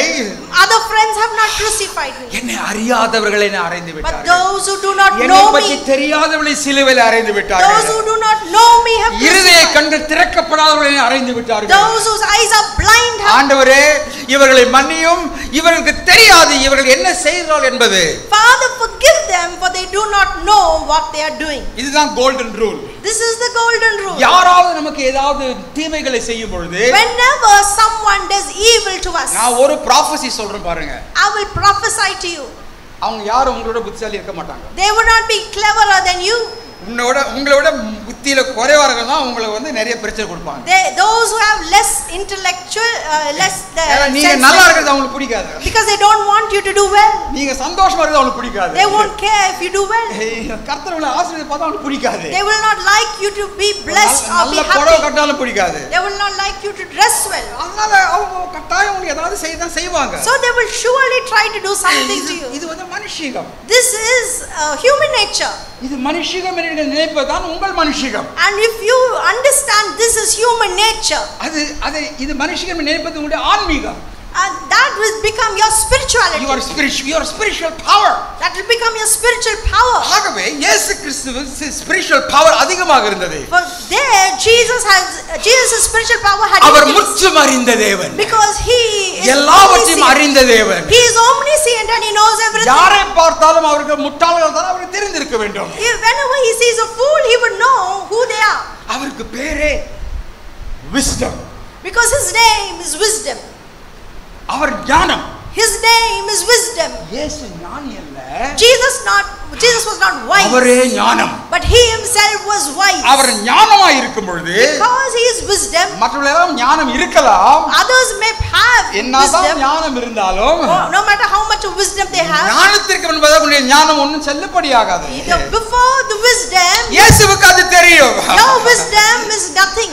Nobody in the world is matured. Nobody in this world is matured. இந்த உலகத்தில் யாருமே வந்து மெச்சூர் கிடையாது. முதிர்ச்சி அடைந்தவர்கள் கிடையாது. இந்த உலகத்தில் யாருமே முதிர்ச்சி அடைந்தவர்கள் கிடையாது. In this world no one is mature. இந்த உலகத்தில் யாருமே ஞானிகள் கிடையாது. In this world no one is wise. அதனால தான் என்னை அவர்கள் சிலுவையில் அறைந்திருக்கிறார்கள். And that's why they had crucified Jesus. ஆகவே தான் இயேசு கிறிஸ்து ஒரு பெரிய பாடத்தை நமக்கு படிப்பிக்கின்றார் இன்று. That's why Jesus teaches us the greatest lesson of all. அவர்கள் உங்களுக்கு என்ன செய்கிறார்கள் ஏன் செய்கிறார்கள் அர்த்தம் அவர்களுக்கு தெரியாததால் தான் செய்கிறார்கள். They are doing because they do not know what they are doing. நான் ஒரு நாள் லிஃப்ட்ல போயிருந்தேன். எங்க நான் தங்கி இருக்கிற இடத்துல. So the place where I am staying, I was traveling in a lift. ஒரு அம்மா என்ன பார்த்தா குட் மார்னிங் சார் நாங்க. So the lady who looked at me wished me and said good morning sir. நான் பார்த்ததே கிடையாது. I have never seen that lady before. நான் சொன்னேன் அம்மா நான் உங்களை பார்த்தே கிடையாது. நீங்க யாரோ நினைச்சு எனக்கு குட் மார்னிங் பண்றீங்க. நான் அந்த ஆள் இல்ல அப்படினேன். So I said you must be mistaken. I am not that person because I don't know who you are. அந்த அம்மா நான் சொன்னேன் எனக்கு நீ யாருன்னு தெரியாது. So she looked at me and said the same thing. I don't know who you are. அப்புறம் ஒன்னு சொன்னாங்க. And then later on she said another thing. ஐயா நான் உங்களுக்கு வணக்கம் பண்றதுக்கு நீங்க எனக்கு தெரிஞ்சிருக்கணும் அவசியமே கிடையாது. There is no need for you to know me for me to wish you. வா என்ன தத்துவம் அது. What a philosophy. மற்றவர்கள் நமக்கு இடையூறுகளை செய்யும் பொழுது அவர்களை மன்னிக்க வேண்டும் என்பது நமக்கு தலையாய கடமையாக இருக்கின்றது. It is our duty to forgive those who sins against us. அவங்க மதிக்கப்பட வேண்டியவர்களா மதிக்கப்பட கூடாதவர்களா என்பது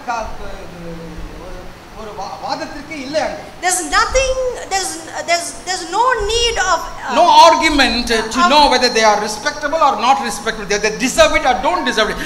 அந்த வாக்கு தத்தத்துக்கு இடமே கிடையாது. There's no argument about it. அவர்கள் முட்டாள்தான். They are foolish.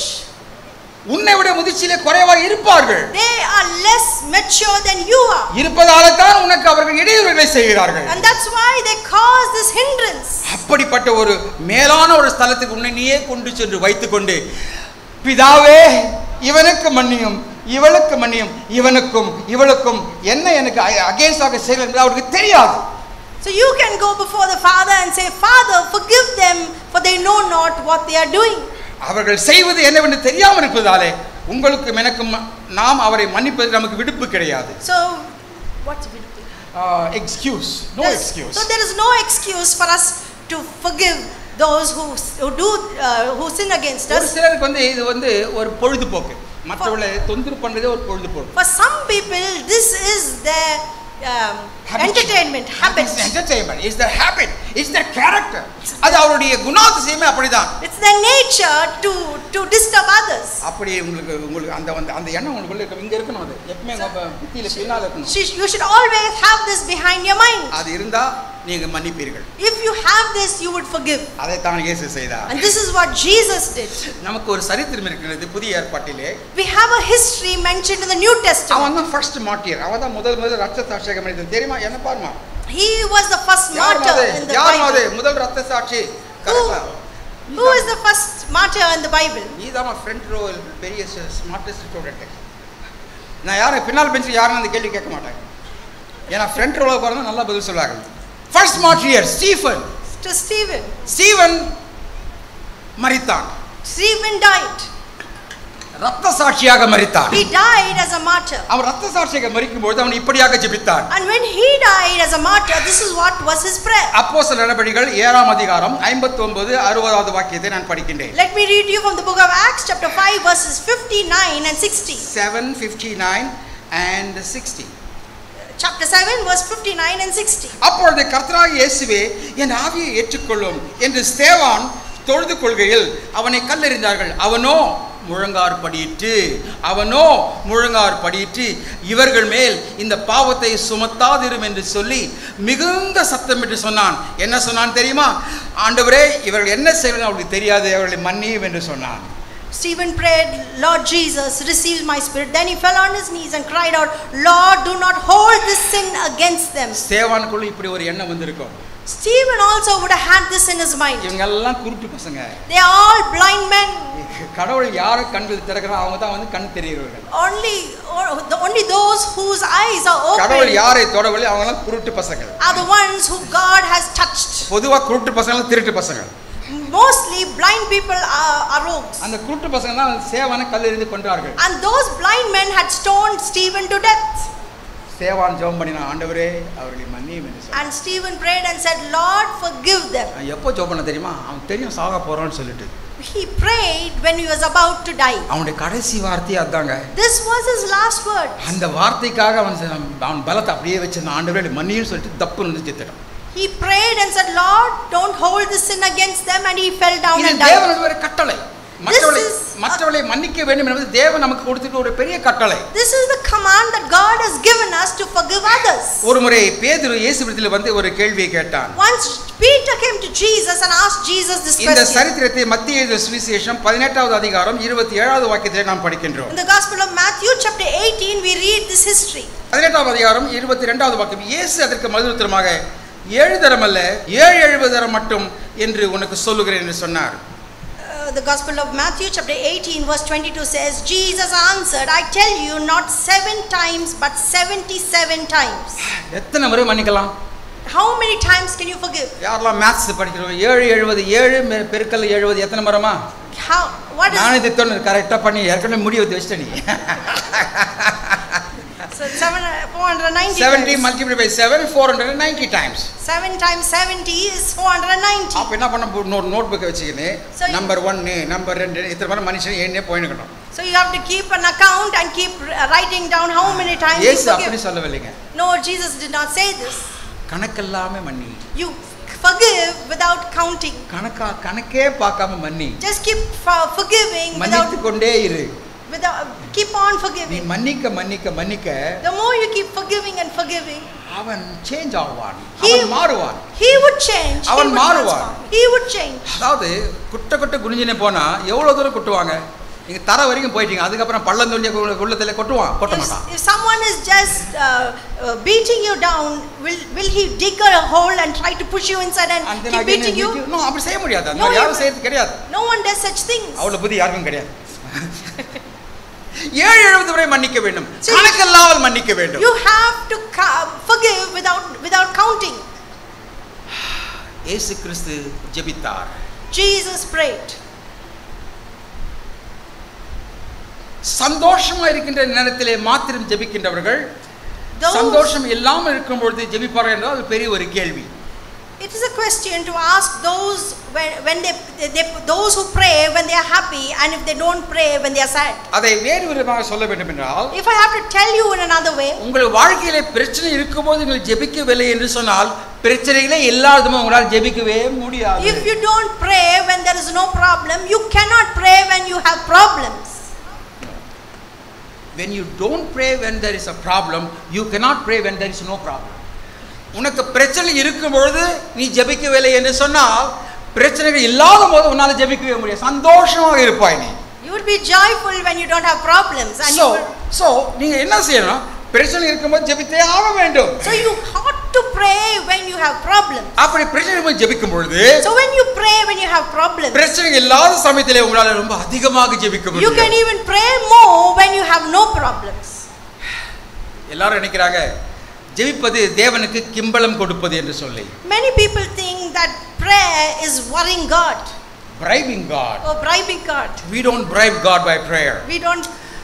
நம்ம எல்லாம் நினைக்கிறோம் நம்ம ஜெபம் பண்ணா தான் ஆண்டவர் நல்லா இருப்பார்னு நினைக்கிறோம். We think when we pray, God will do well. God will be happy. God will be happy. God will do good. God will do good. So நம்ம என்ன நினைக்கிறோம்னா நம்ம ஜெபிக்கிறது அவர் wait பண்ணுகிறாரு. So we think that God is waiting for நம்ம us to ஜெபம் pray. பண்ணா அவருக்கு ஏதாவது miss ஆயிடும். And if we don't pray, something would be அப்படிதான் missing. நிறைய பேர் நினைச்சு காலையில இந்த ஆண்டவரே ஜெபம் பண்றாங்க. That's why people can rise up in the morning and pray. நம்ம ஜெபம் பண்ணாலும் ஆண்டவருக்கு ஒண்ணும் இல்ல. ஜெபம் பண்ணா கூட ஆண்டவருக்கு ஒண்ணும் இல்ல. இன்னும் வரவு செலவே கிடையாது அவருக்கு.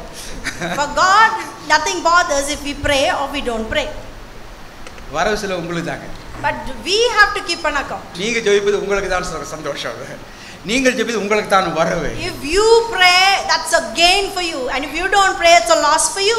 ஆகவே எப்பொழுது ஜெபிக்க வேண்டும்? So when should we pray? பிரச்சனைகள் மத்தியிலே ஜெபிக்க வேண்டும். We need to pray in the midst of our problems. பிரச்சனைகள் நம்மை அழுத்தும் பொழுது ஜெபிக்க வேண்டும். We should pray when problems surround us. பிரச்சனைகள் மத்தியிலே நடக்கும் பொழுது ஜெபிக்க We should வேண்டும். pray when we go through problems. அந்த பிரச்சனைகளோடு வாழும் பொழுதும் ஜெபிக்க And we வேண்டும். have to pray when we live through problems. அப்போஸ்தலனாகிய பவுல் ஒரு பெரிய ஒரு சிறந்த ஒரு கிறிஸ்தவர்.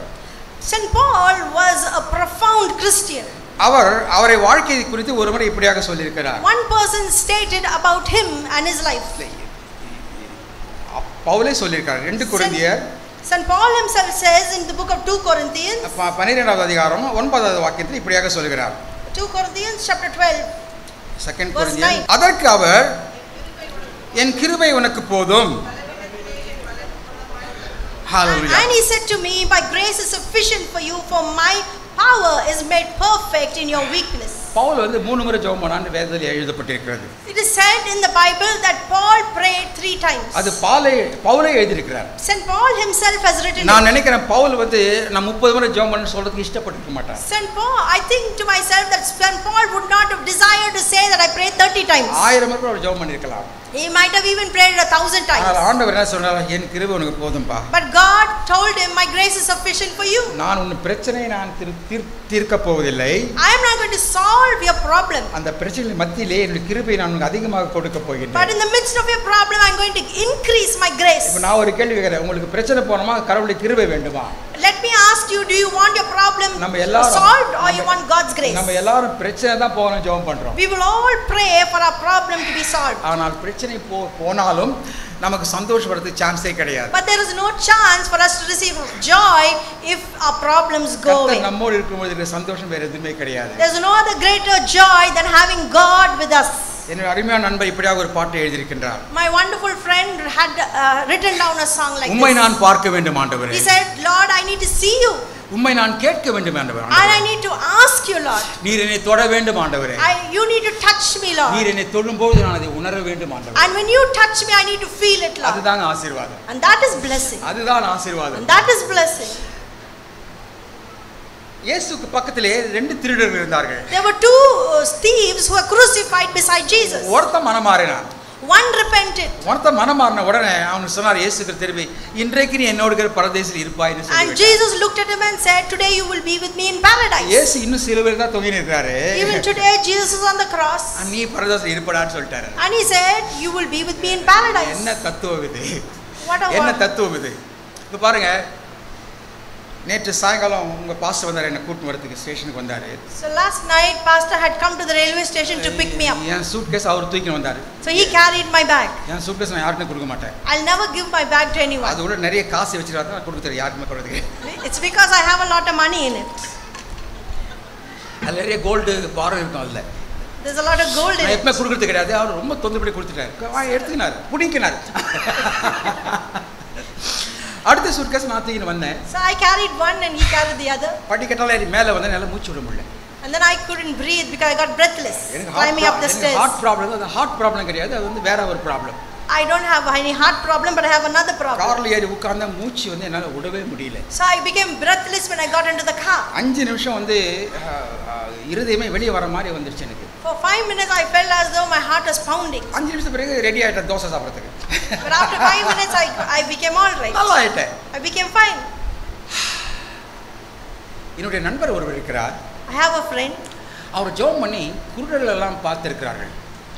By his prayer many blind people receive sight. நான் வாழ்க்கையிலே நிறைய பேர் ஜெபம் பண்ணி பார்த்திருக்கேன். அவரை போல அதிகமான நேரங்கள் மணிகள் ஜெபம் பண்ணி இதுவரைக்கும் நான் பார்த்ததே I கிடையாது. have seen many people pray in my lifetime, but I have not seen anyone like him who prays for hours together. அவர் ஒரு பெரிய ஜெப வீரர். He is a great prayer warrior. காலையில இருந்து சாயங்காலம் ஜெபம் பண்ணுவாரு. From morning till evening he would pray. ஜெபம் பண்ணி எழுந்த உடனே தலை வலிக்குது கொஞ்சம் காஃபி போட்டு கொடுன்னுவார். And after prayer he would say, I have a headache, give me some coffee. Coffee குடிச்சோட தலைவலி பட்டுன்னு போய்டும். And soon as he drinks his coffee, his headache would disappear. அப்புறம் அவர் சொல்லுவார் என்கிட்ட, என்ன எட்வர்டு நம்ம என்னென்னோ ஜெபம் பண்ணோம், எத்தனையோ ஹீலிங் எல்லாம் நடக்குது, இந்த தலைவலி மட்டும் எனக்கு போக மாட்டேங்குது. And then he would tell me, I pray for so many people and they get healed, but why is this headache not leaving me? நான் ஒன்று சொல்றேன். And I told him, நல்லா கவனிச்சு பாருங்க, எல்லா ஹீலிங் மினிஸ்டர்ஸ் எல்லாம் இந்த மாதிரி ஒரு பிரச்சனை இருக்கும். Every healing minister would have one problem. அவங்க ஜெபம் பண்ணாங்க மற்றவங்களுக்கு ஹீல் ஆகும், இவங்க ஜெபம் பண்ணா இவங்களுக்கு ஹீலிங் ஆகாது. They would pray for others and they would receive the healing, but when they pray for themselves they will not receive the healing. ரொம்ப வெக்கமா இருக்குது ஒரு விஷயத்தை சொல்றதுக்கு. நான் இதுவரை யாருக்கு இது சொன்னது நீ சொல்றாத. I have never shared this to anyone, but today I am going to share this. நான் மாத்திரையே சாப்பிடுறது கிடையாது. I never take any medicine. 70 வருஷம் வரைக்கும் 71 வருஷம் மாத்திரை சாப்பிட்டதே For கிடையாது. the past 71 years I have never taken any medication. இப்போ வந்து எதெல்லாம் சாப்பிட 70 எல்லாம் சேர்த்து போய் சாப்பிடுறேன். But whatever I have to take, every supplement I take together. ஒரு நாளைக்கு 17 மாத்திரை சாப்பிடுறேன். So for every day I take 17 tablets. என்ன பார்த்தா யாருமே எனக்கு ஒரு வியாதி இருக்குன்னு சொல்லவே முடியாது. அப்படி தெரியுதா? If you look at me, do I look sick? I don't look sick. No, I don't look sick. Neither I walk sick. நான் நடக்கிறது அப்படி கிடையாது, நான் பேசுறது அப்படி கிடையாது, எதுவுமே கிடையாது. இன்னைக்கு தான் எனக்கு இந்த வெயில்ல ஒண்ணும் கையை கால் ஆட்டவே முடியல. யாரெல்லாம் இவாஞ்சலிஸ்ட் இருக்கிறார்களோ, ஹீலிங் இவாஞ்சலிஸ்ட் இருக்கிறார்களோ, அவர்களெல்லாம் ஹீல்ட் இவாஞ்சலிஸ்ட் கிடையாது. Every healing evangelist is not a healed evangelist. நம்ம இந்தியாவில் இருக்கிற ஒரு மிகப்பெரிய ஒரு இவாஞ்சலிஸ்ட். I know one of the greatest evangelists in India. He is no longer alive. அவருக்கு கிட்னி ப்ராப்ளம் வாழ்க்கை முழுவதுமாக இருந்தது. He had kidney problem throughout his life. Every day he has to undergo dialysis. Every day. ஒவ்வொரு நாளும் dialysis எடுக்கப்படுது. Every day he would go for dialysis. அவர் உலகம் முழுவதும் சுற்றுவார், நாடு முழுவதும் போவார், டயாலிசிஸ் மெஷின் எப்பொழுதும் கூட எடுத்து He கொண்டு would போவார். always travel from country to country and nation to nation, but he will always carry his dialysis our machine ஜெபிப்பார், together. Kidney problem இருக்கலாம், ஹீல் அடைவார்கள், அவருக்கு கிட்னி ப்ராப்ளம் இருந்து கொண்டே இருந்தது. But when he prays for people with kidney ailment, they would get healed, but he will never get healed. அதாங்க பவுலுக்கு நடந்த காரியம். This is the same thing that happened to St. Paul. அவனுக்கு பிரச்சனை இருந்தது. He had a problem. அவன் ஜெபித்தான், He prayed. மரித்தவர்கள் உயிர்த்தெழுந்தார்கள். People who were dead rose back to அவனுக்கு life. பிரச்சனை இருந்தது. But he had a அவன் problem. ஜெபித்தான், He prayed. மற்றவர்களுக்கு பிரச்சனை தீர்ந்தது. And other problems. அவனுக்கு வியாதி இருந்தது. He had a அந்த sickness. வியாதியிலேயே வாழ்ந்து அவன் செத்தான். ஆனால் மற்றவர்களுக்கு ஜெபித்தான், அவர்கள் சுகமடைந்து அவர்கள் ஜீவித்தார்கள். He lived in that sickness and he died, but he prayed for those who were sick and they recovered. அங்க டிஃபரன்ஸ் என்ன தெரியுமா? What is the difference? Grace. It was grace. கிருபை. Grace. தேவனுடைய கிருபை இருக்கிறதா? If you have the grace of God, that is sufficient. அது போதும். That is sufficient. அது போதும். That is enough. பிரச்சனை இருக்கிறதா? If you have problems, அந்த பிரச்சனையை எதிர்கொள்ள கிருபை இருக்கிறதா? அது போதும். if you have the power to overcome, that is enough. உங்களை எள்ளி நையாண்டுகிறார்களா மக்கள்? If someone is கிருபை இருக்கிறதா? அது போதும். if you have grace, that is நீ sufficient. ஜெபிக்க The more you pray and உனக்குள்ளே pray, சந்தோஷம் வெளியே வரும். joy would spring up. ஜெபிக்க The more you தேவ pray, பலம் உன்னை தாங்கி பிடிக்கும். the power of God will uphold you. அதைத்தான் இயேசு கிறிஸ்து This is what Jesus பவுலுக்கு சொல்லியிருக்கின்றார். taught Paul. என்னுடைய சபையினுடைய அங்கத்தினுடைய அம்மா One of- கேன்சர் நோய்வாய்ப்பட்டு ஆஸ்பத்திரியில் இருந்தார். One of our church members' mother was battling cancer and she was admitted in the hospital. அவர்கள் ஜபல்பூரில் இருந்தார்கள். And she was in a prayer tower. அவருடைய எல்லா நண்பர்களும் உறவினர்களும் அவர்களை கடைசியாக வந்து பார்ப்பதற்காக வந்தார்கள். So all her relatives had come to see her for the last time. எல்லாரும் வந்து ஆண்டி கவலைப்படாதீங்க ஆண்டி கர்த்தர் உன்னை சுகமாக்குவார்னு சொல்றதுக்காக வந்தார்கள். Everyone came to tell her, don't worry auntie. இன்னமா யாரையுமே பேச விடல. But she did not allow anyone to அவங்க speak. பிரசங்கத்தை தொடங்கணும் முடிச்சு பிரசங்கம் பண்ணினே இருக்காங்க. She opened her mouth and carried on preaching. என் சர்ச் மெம்பர் சொன்னாரு என்கிட்ட, The church member told me, no pastor வந்தவங்க எல்லாரும் நாங்க தான் அவங்களுக்கு வந்து குசல விசாரிக்க வந்தா இப்ப அவங்க எங்களுக்கு ஆசீர்வாதம் மாறிட்டார்களே. But we went to comfort her. Instead she had become a blessing to us. அதைத்தான் பவுலுக்கு தேவன் சொன்னார். This is what Saint Paul told, God told Saint Paul. உனக்கு அந்த முள் இருக்கும் உன் உடம்பிலே, When you have the thorn in your flesh, அந்த முள் பக்கத்திலே என்னுடைய கிருபையும் இருக்கும். the grace would be beside your thorn. முள் இருக்கும் உடம்பிலே, The thorn is in your flesh. அதுக்கு பக்கத்திலே ரோசா மலராகிய என்னுடைய கிருபையும் இருக்கும். But the rose of Sharon is also with you as grace. அது இருக்கும்போது முள்ளுடைய வலி உனக்கு தெரியாது. But when that is there, the pain of the thorn will not torment you. தேவனை நீ பார்க்கும் பொழுது When you see God, அந்த முள் அங்க மறைந்து விடும். that தேவ disappear. வெளிச்சம் உங்கள் மீது பிரகாசிக்கும் பொழுது, When the light of God enlightens அங்க you, இருள் இருக்கும், there would be darkness, அது உங்களால பார்க்க முடியாது. but you will not see that அது darkness. ஓடிவிடும். That will disappear. அதைத்தான் இயேசு கிறிஸ்து சொன்னார் சிலுவையில் இருக்கும் பொழுது. This is what Jesus said on அதைத்தான் the அவர் cross. செய்து காட்டினார் இயேசு கிறிஸ்து சிலுவையில் இருக்கும் பொழுது. And this is what Jesus demonstrated on the cross. அவர் பரதீசுக்கு போகவில்லை, He did not go to paradise, ஆனால் அவனுக்கு பரதீசை கொடுப்பேன் என்று சொல்லிவிட்டார். but he had promised him paradise. எனக்கு காரே கிடையாதுங்க, நான் சபையில பாஸ்டரா இருக்கும் பொழுது. I did not have a car when I was a pastor in the church. நான் இந்த சர்ச்சில் எல்லா மெம்பருக்கும் ஆண்டவரே கார் கொடு பேசி ஜெபம் பண்ணுவேன். I would always keep praying for every member of the church to have cars. எல்லாருக்கும் கார் வந்துச்சு, Everyone had cars, எனக்கு கார் வரலைங்க. but I did not have a car. அதுக்கு பத்தி எனக்கு கவலையே கிடையாது. And it did not bother me. எனக்கு கார் எல்லாமே எனக்கு சந்தோஷமா இருக்குது. I was happy without a car. அவங்க எல்லாம் வீடு வாங்கி வச்சிருக்காங்க. They have bought a car and they had it. நான் இன்னைக்கும் வாடகை வீட்ல தான் இருக்கிறேன். Even today I am in a rented house. ஆனா இந்த என்கிட்ட இருக்க கஷ்டத்தெல்லாம் அவங்க வாடகை எடுத்துனாங்க. They live in their own house, but I live in a rented house. But I given my sadness for them to rent away. Okay. அவருடைய சொந்த வீட்டில் நான் வாடகை வீட்டில் இருக்கின்றேன். என்னுடைய சுகவீனத்தை எல்லாம் அவர்கள் வாடகைக்கு எடுத்துக்கொண்டு வைத்திருக்கிறார்கள். I've lived in a rented house, but I've given my sadness for them to rent it away. House or no house, hallelujah. Hallelujah. Pain or no pain, hallelujah. Pain or no pain, hallelujah. சுகமோ சுகவீனமோ, hallelujah. Sickness or no sickness. பணமோ பணமில்லையோ, hallelujah. Money or cashless, no problem. அவர் பரதீசுக்கு போகவில்லை, ஆனால் பக்கத்தில் இருந்த அந்த திருடனுக்கு சொன்னார், நீ இன்றைக்கு பரதீசில் இருப்பாய் என்று Jesus சொல்லிவிட்டார். had not been to paradise, but he promised the thief paradise. அதுதாங்க தேவனுடைய இருதயம். And that is the heart of God. தேவனுடைய இருதயம் என்ன தெரியுமா? What is the heart of God? உங்களுக்கு எல்லாம் கொடுக்க வேண்டும். To give you everything. He will give. And he will அதை அவர் கொடுப்பார். He will அதை give. கொடுப்பதற்கு அவருக்கு சித்தம் உண்டு. And that is his will to give. Sometimes கொஞ்சம் நேரம் கேட்பார். Sometimes it will take time. அவன் சொல்லிருப்பான், என்ன இவரு பரதீசில் இருப்பேன்னு சொன்ன, இன்னும் தொங்கிட்டு தானே இருக்கிறேன். He would have been wondering to himself, he told me that you would be in paradise, I'm still hanging on the cross. நான் தடாத ஜீபூம்பாம்பன மேல போயில இருக்கணும். If Jesus had uttered and if it had to happen immediately. இயேசு கிறிஸ்து மந்திரவாதி அல்ல. Jesus was not a musician. Correct. கடவுள் ஒரு magician அல்ல. Jesus was not a musician. உங்களுக்கு தெரியுமா? Do you இந்த know? magician வந்து எல்லாமே பெரிய பொய் புத்தலாட்டக்காரங்க. All the musicians are frauds. அவன் எல்லாத்தையும் ஏமாத்துறவன். They would cheat everyone. கடவுள் ஏமாத்துறவர் அல்ல. But God is not a cheater. God is not a magician. And God is கடவுள் not மேஜிக் பண்ணுகிற ஆள் அல்ல. a magician. அவர் உண்மையை செய்கின்றவர். But he is the truth. தத்துவத்தை செய்கின்றவர். He does true things. பிரச்சனைகள் மத்தியிலே அவர் உங்களுக்கு அவர் உங்களுக்கு வாக்குத்தத்தமாக கொடுப்பார். In the midst of your problem, he will give you a promise. Yes, நீங்கள் பிரச்சனை இருக்கும்போது மற்றவர்களுக்கு நீங்கள் ஆசீர்வாதமாக ஆக முடியும். Even if you are in a problem, you can become a blessing to others. உங்களுக்கு கார் வேணும்னா கார் இல்லாதவங்கள பார்த்து ஜெபம் பண்ணுங்க. If you need a car, pray for those who have no cars. அவங்களுக்கு கார் வர வரைக்கும் ஜெபம் பண்ணுங்க. Pray till they receive a car.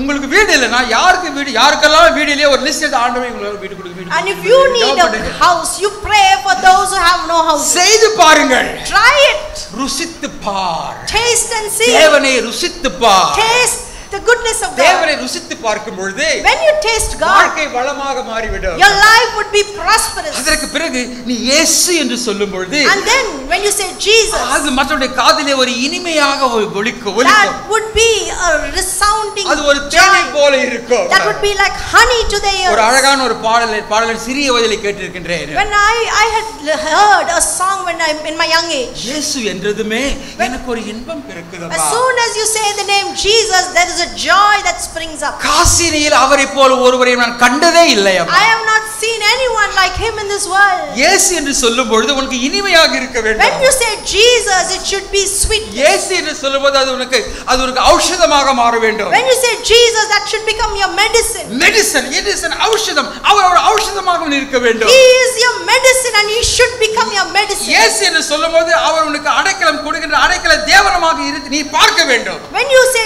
Jesus, he should become a city of refuge. He brings refuge into your life. இயேசு கிறிஸ்து அவரை பற்றி சொல்லும் பொழுது லூக்கா எழுதின சுவிசேஷத்திலே இப்படியாக எழுதி லூக்கா எழுதின சுவிசேஷம் 2வது அதிகாரம் 52வது வசனத்திலே நாம் இப்படியாக படிக்கின்றோம். லூக்கா In the Gospel of Luke chapter 2 verse 52 it says, ஆமாங்க ஆமாங்க ஆமாங்க குழந்தையா இருக்கும்போது அவர் வளர்ந்தாருங்க. Jesus grew in wisdom and stature and in favor with God and man. ஞானத்திலே, in wisdom, அறிவிலே, in stature, தேவ கிருபையிலே, in favor with மனுஷன் God தயவிலே வளர்ந்தார். and with man. நம்ம எல்லாரும் நம்ம பிள்ளைங்களுக்கு ஃபர்ஸ்ட் பர்த்டே ரொம்ப பிரமாதமா கொண்டாடுவோம். Usually we celebrate our children's first birthday. Second birthday, third birthday, fifth birthday. And then second birthday, third birthday and fifth birthday. First குழந்தைக்கு fifth birthday செலிப்ரேட் பண்ணதுல இன்னும் 4 குழந்தை வரை பிறந்துச்சு. By the time you have the fifth birthday for your first child, you have another 3 children. அதுக்கப்புறம் எல்லாரும் மறந்துடுவாங்க.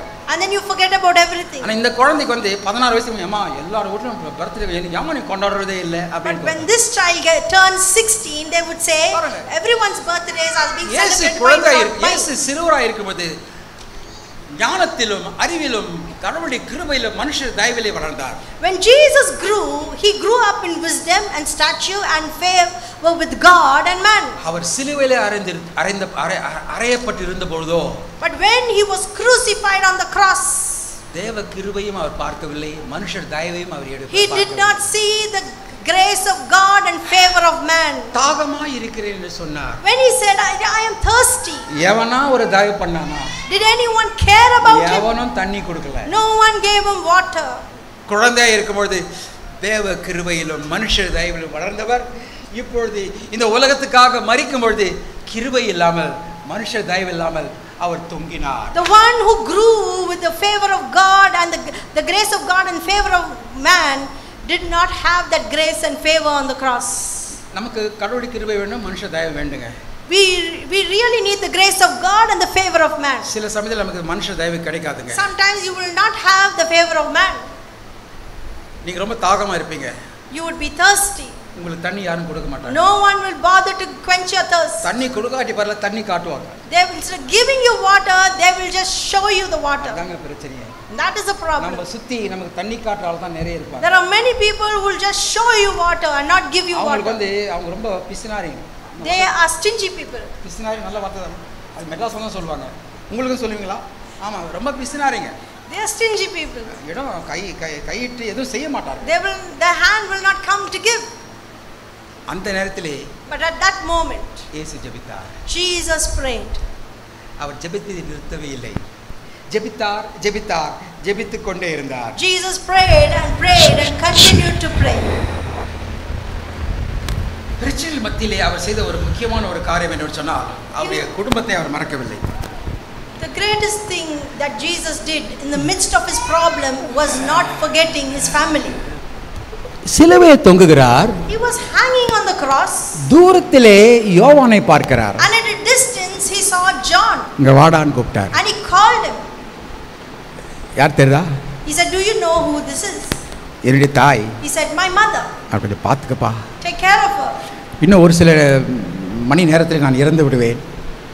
இன்னும் ஒரு சில மணித்திலே நான் இறந்து விடுவேன். Few hours I'm going to die. பிறகு நான் பரமேறி போய் விடுவேன். And I will go back to heaven. என் அம்மா இங்கே இருப்பாள். But my mother will remain நீயும் here. இங்கே தான் இருப்பாய். And you will be here. என் அம்மாவை பார்த்துக் கொள்கிறாயா? Will you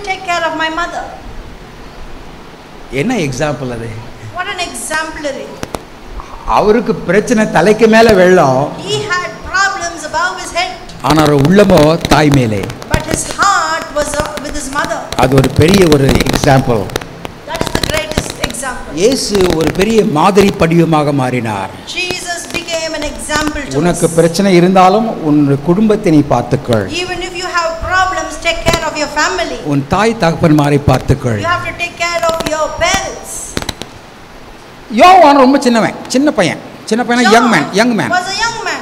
மேபி அவனுக்கு 19, 20, 21 வயசு தான் இருக்கும். He would have been only 19 or 20 அவன் years ரொம்ப old. மெச்சூர்டு கிடையாது. He was not mature. ஆனா பேதுரு ரொம்ப மெச்சூர்டு, வயசானவர். But Peter was even more matured and அவனுக்கு older. மாமியார் வேற இருக்கிறாங்க. And he also had a mother. அவன் மனைவி நேசம் மாமியார் நேசம் அது ரொம்ப நடக்காத ஒரு காரியம். He loved his wife and also his mother-in-law. He loved his Peter. wife. Peter loved his wife and his mother-in-law. அது வந்து நடக்காத ஒரு காரியம். But that's something that is impossible. நடக்க கூடாது.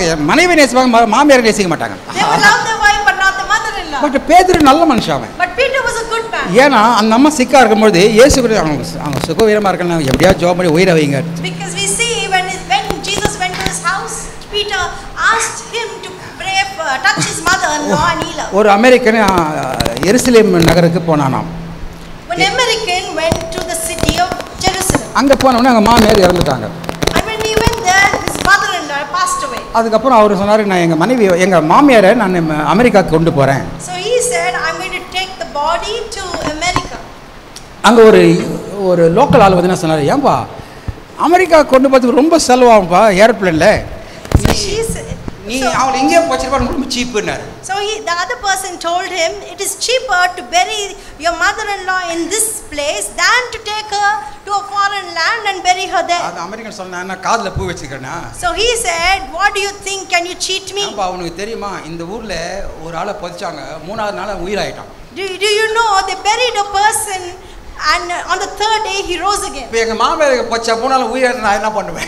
What will I do if I bury my mother-in-law and she rises back to life? என் மாமியார் America கொண்டு போச்சுறேன்னு சொல்லிட்டான். No, I will take her to America and bury her there. பேதுரு அவங்க மாமியாரை நேசித்தான். So Peter loved his mother-in-law. ஆனால் ஏன் இயேசு பேதுருக்கு அந்த வேலையை கொடுக்காமல் யோவானுக்கு கொடுத்தார்? But why didn't Jesus give that duty to Peter but instead gave it to John? நான் முதல்ல சொன்ன இயேசு ஞானமுள்ளவர் மாத்திரமல்ல, அவரே ஞானம். I told you in the beginning that Jesus did not have wisdom, but he himself is wisdom. யோவான் தாங்க ரொம்ப நாள் உயிரா இருந்தான், அவன் தான் கடைசியா செத்தான். It was John who lived a long life and was the one who died at the மற்ற எல்லா சீஷர்களும் காணாமல் போனார்கள். All the other disciples disappeared. ஆனால் யோவான் பத்மு தீவிலே உயிரோடு இருந்தார். But John lived in the island of Patmos. In his late 90s he lived there. He lived in his late 90s. எங்க அம்மா உயிரா இருக்கிற வரைக்கும் யாராவது ஒருத்தர் அவரை பார்த்தாங்கன்னா அது யோவான் தான். If someone has to take care of my mother as long as she lives, it should be John. என்ன ஞானம், What wisdom, என்ன அன்பு தாய் மீது, what love towards his mother. என் அம்மாவுக்கு எல்லாம் தேவை. My mother needs everything. அவர்கள் கடைசியாக இருக்கிற வரை யாராவது அவரை பார்த்துக் கொள்ள வேண்டும், அப்படிப்பட்ட ஒரு ஆள் எனக்கு தேவை. And I need someone to take care of her till அது யோவான் தான் என்று சொல்லி அவனை பொறுக்கி எடுத்து அவனிடத்தில் அந்த பொறுப்பை அவர் இயேசு கொடுத்து போனார். And he knew it is John and he chose John and he gave that duty to John. இது தேவன் உமக்கும் உங்களுக்கும் எனக்கும் கொடுத்திருக்கிற ஒரு பெரிய ஒரு சலாக்கியம். And this is the privilege that God has given you and I. நம்மை நேசிப்போம், He loves us, மனைவியை நேசிப்போம், and we would love our பிள்ளைகளை spouse, நேசிப்போம், and we would love our நம்மை children, பெற்றார்களை நேசிப்போம், we would love our நம்மை parents, பெற்றாரையும் நேசிப்போம். and we would love our parents as parents. Heart ரொம்ப பெருசா வைங்க. Our heart becomes bigger. Keep your heart very big. Keep your heart big. இருதயத்தை பெருசாக்குங்கள். Make your heart, make room in your heart. கடைசியாக ஒன்று நடந்தது. இயேசு கிறிஸ்து சிலுவையில் இருக்கும்போது ஜெபித்தார். Last of all, this is what happened. Jesus prayed on the cross. சாவதற்கு முன்பதாகவும் ஜெபித்தார். He even prayed before he could die. பிதாவே உன் கையில் யார் ஒப்புகிறேன் என்று சொல்லி தான் ஜெபித்து முடித்தார். He prayed and he said, Father, I commit my spirit into your hands. சின்ன வயசுல நான் கிறிஸ்தவன் ஆனவ சொல்வாங்க, begin your day with prayer, end your day with prayer. When I was small, I was taught that you should begin your day with prayer and end your day with prayer. ஒவ்வொரு நாளையும் ஜெபத்தோடு தொடங்கு, ஒவ்வொரு நாளையும் ஜெபத்தோடு முடி என்று சொல்வார்கள். They would teach me and say you have to begin your day with prayer and end your day with prayer. அதைத்தான் இயேசு செய்தார். And this is what Jesus did. சிலுவையிலே அந்த சிலுவையிலே ஜெபத்தோடு தொடங்கினார். He began the cross with the prayer. ஜெபித்துக் கொண்டே தொங்கினார். And he continued praying on the cross. உயிர் விழும்பொழுதும் ஜெபித்தே முடித்தார். And when he gave up his life, he prayed and concluded. 3 மாதத்துக்கு முன்பாக என் அருமையான நண்பர் ஒருவர் இறந்து விட்டார். 3 months ago, பூபுலி நகரத்திலே என் நண்பர் ஒருவர் இறந்து விட்டார். 3 months ago, I lost my beloved friend from the city of Hubli. அவருடைய சர்ச் வந்து ரொம்ப அழகான ஒரு search. His church was a beautiful church. அவருடைய சர்ச்சில் வந்து ஏறக்குறைய 20,000 பேர் வராங்க.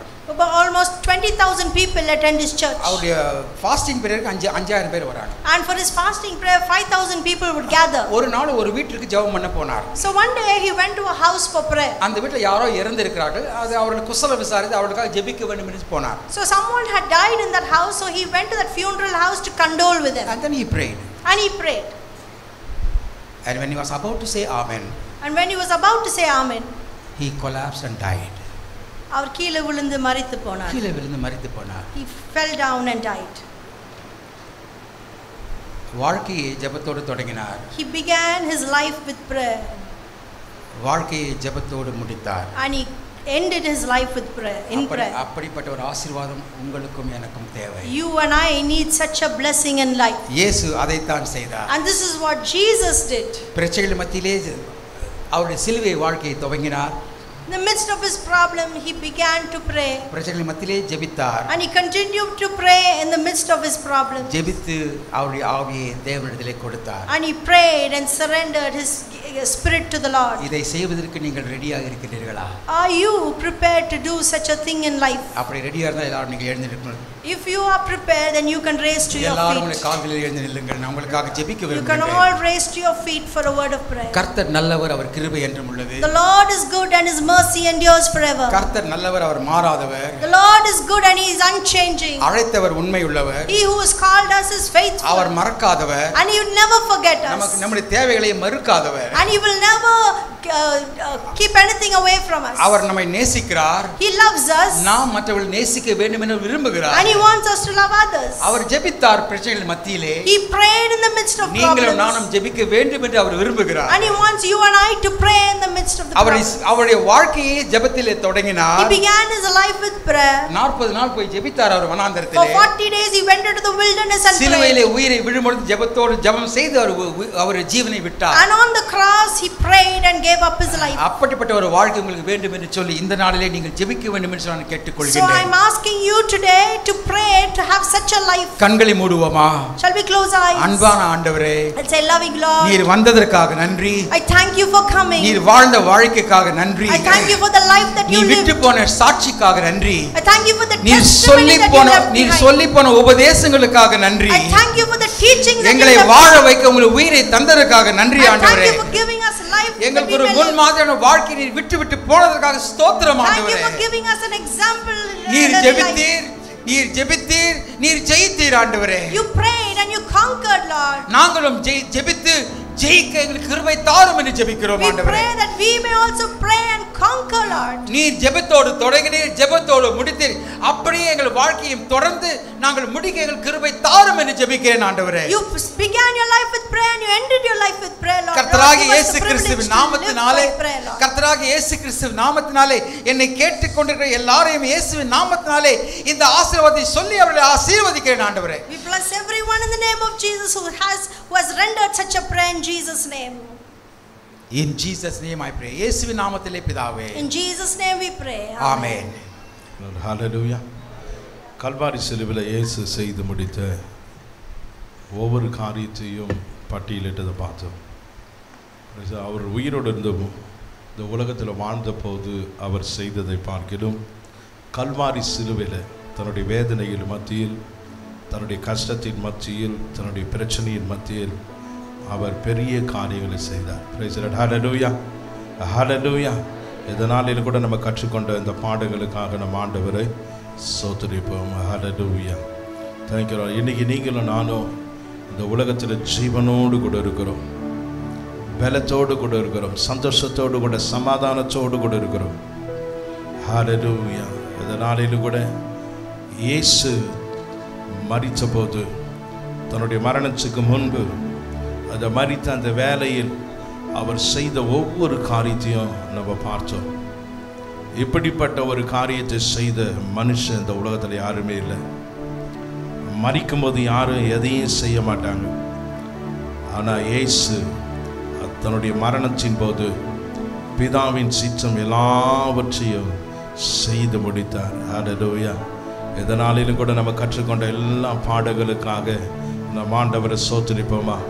ஹல்லேலூயா. இந்த நாளில் எந்த சூழ்நிலையின் மத்தியில் வந்தாலும் அவர் கிருபை நமக்கு போதும்.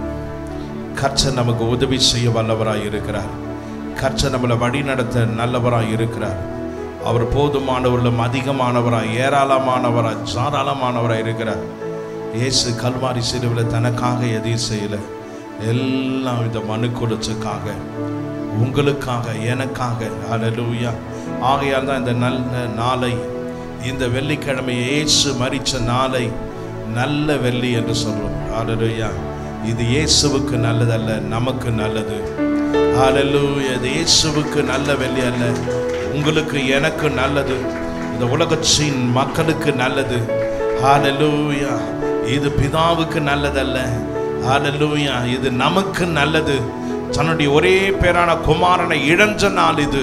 ஆனால் அதே சமயத்தில் நம்ம எல்லாரையும் ஜீவனோடு கூட பெற்றுக்கொண்ட நாள்.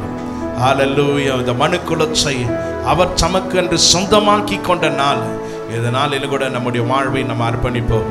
கற்றுக்கொண்ட எல்லா பாடங்களுக்காக நாம் ஆண்டவரை ஸ்தோத்திரிப்போம். ஹல்லேலூயா. நன்றி ஆண்டவரே. மன்னிக்கும் சுபாவத்தை குறித்து பார்த்தோம், சபத்தை குறித்து நாம் பார்த்தோம், ஒரு பொறுப்புள்ள வாழ்வை குறித்து பார்த்தோம், மற்றவங்களை நேசிக்கக்கூடிய காரியங்களை குறித்து பார்த்தோம். ஹல்லேலூயா. தனக்கு நிந்தைகள், அவமானங்கள், பிரச்சனைகள், கஷ்டங்கள், பாடுகள் வந்த போதிலும் மற்றவருடைய நிந்தைகளையும், மற்றவருடைய அவமானங்களையும், மற்றவருடைய கஷ்டங்களையும் எல்லாவற்றையும் சுமந்து தீர்த்த இயேசுவுக்காக பிதாவாகிய தேவனை நம்ம ஸ்தோத்திரிப்போம். நன்றி ஆண்டவரே. இதனாலும் படைக்க இருக்கிற காணிக்கைகளுக்காக நம்ம ஆண்டவரை ஸ்தோத்திரிப்போமா. அவருடைய ஊழியத்தை செய்ய, அவருடைய ராஜ்யத்தை இந்த உலகத்தில் நிலைநாட்ட, ஹல்லேலூயா, கர்த்தர் நமக்கு கொடுத்திருக்கிற பொருளாதார ஆசீர்வாதத்துக்காக நம் ஆண்டவரை ஸ்தோத்திரிப்போம். ஹல்லேலூயா. நன்றி ஆண்டவரே. ரொம்ப நன்றியோடு நாங்கள் நம்ம ஸ்தோத்திரிக்கிறோம்.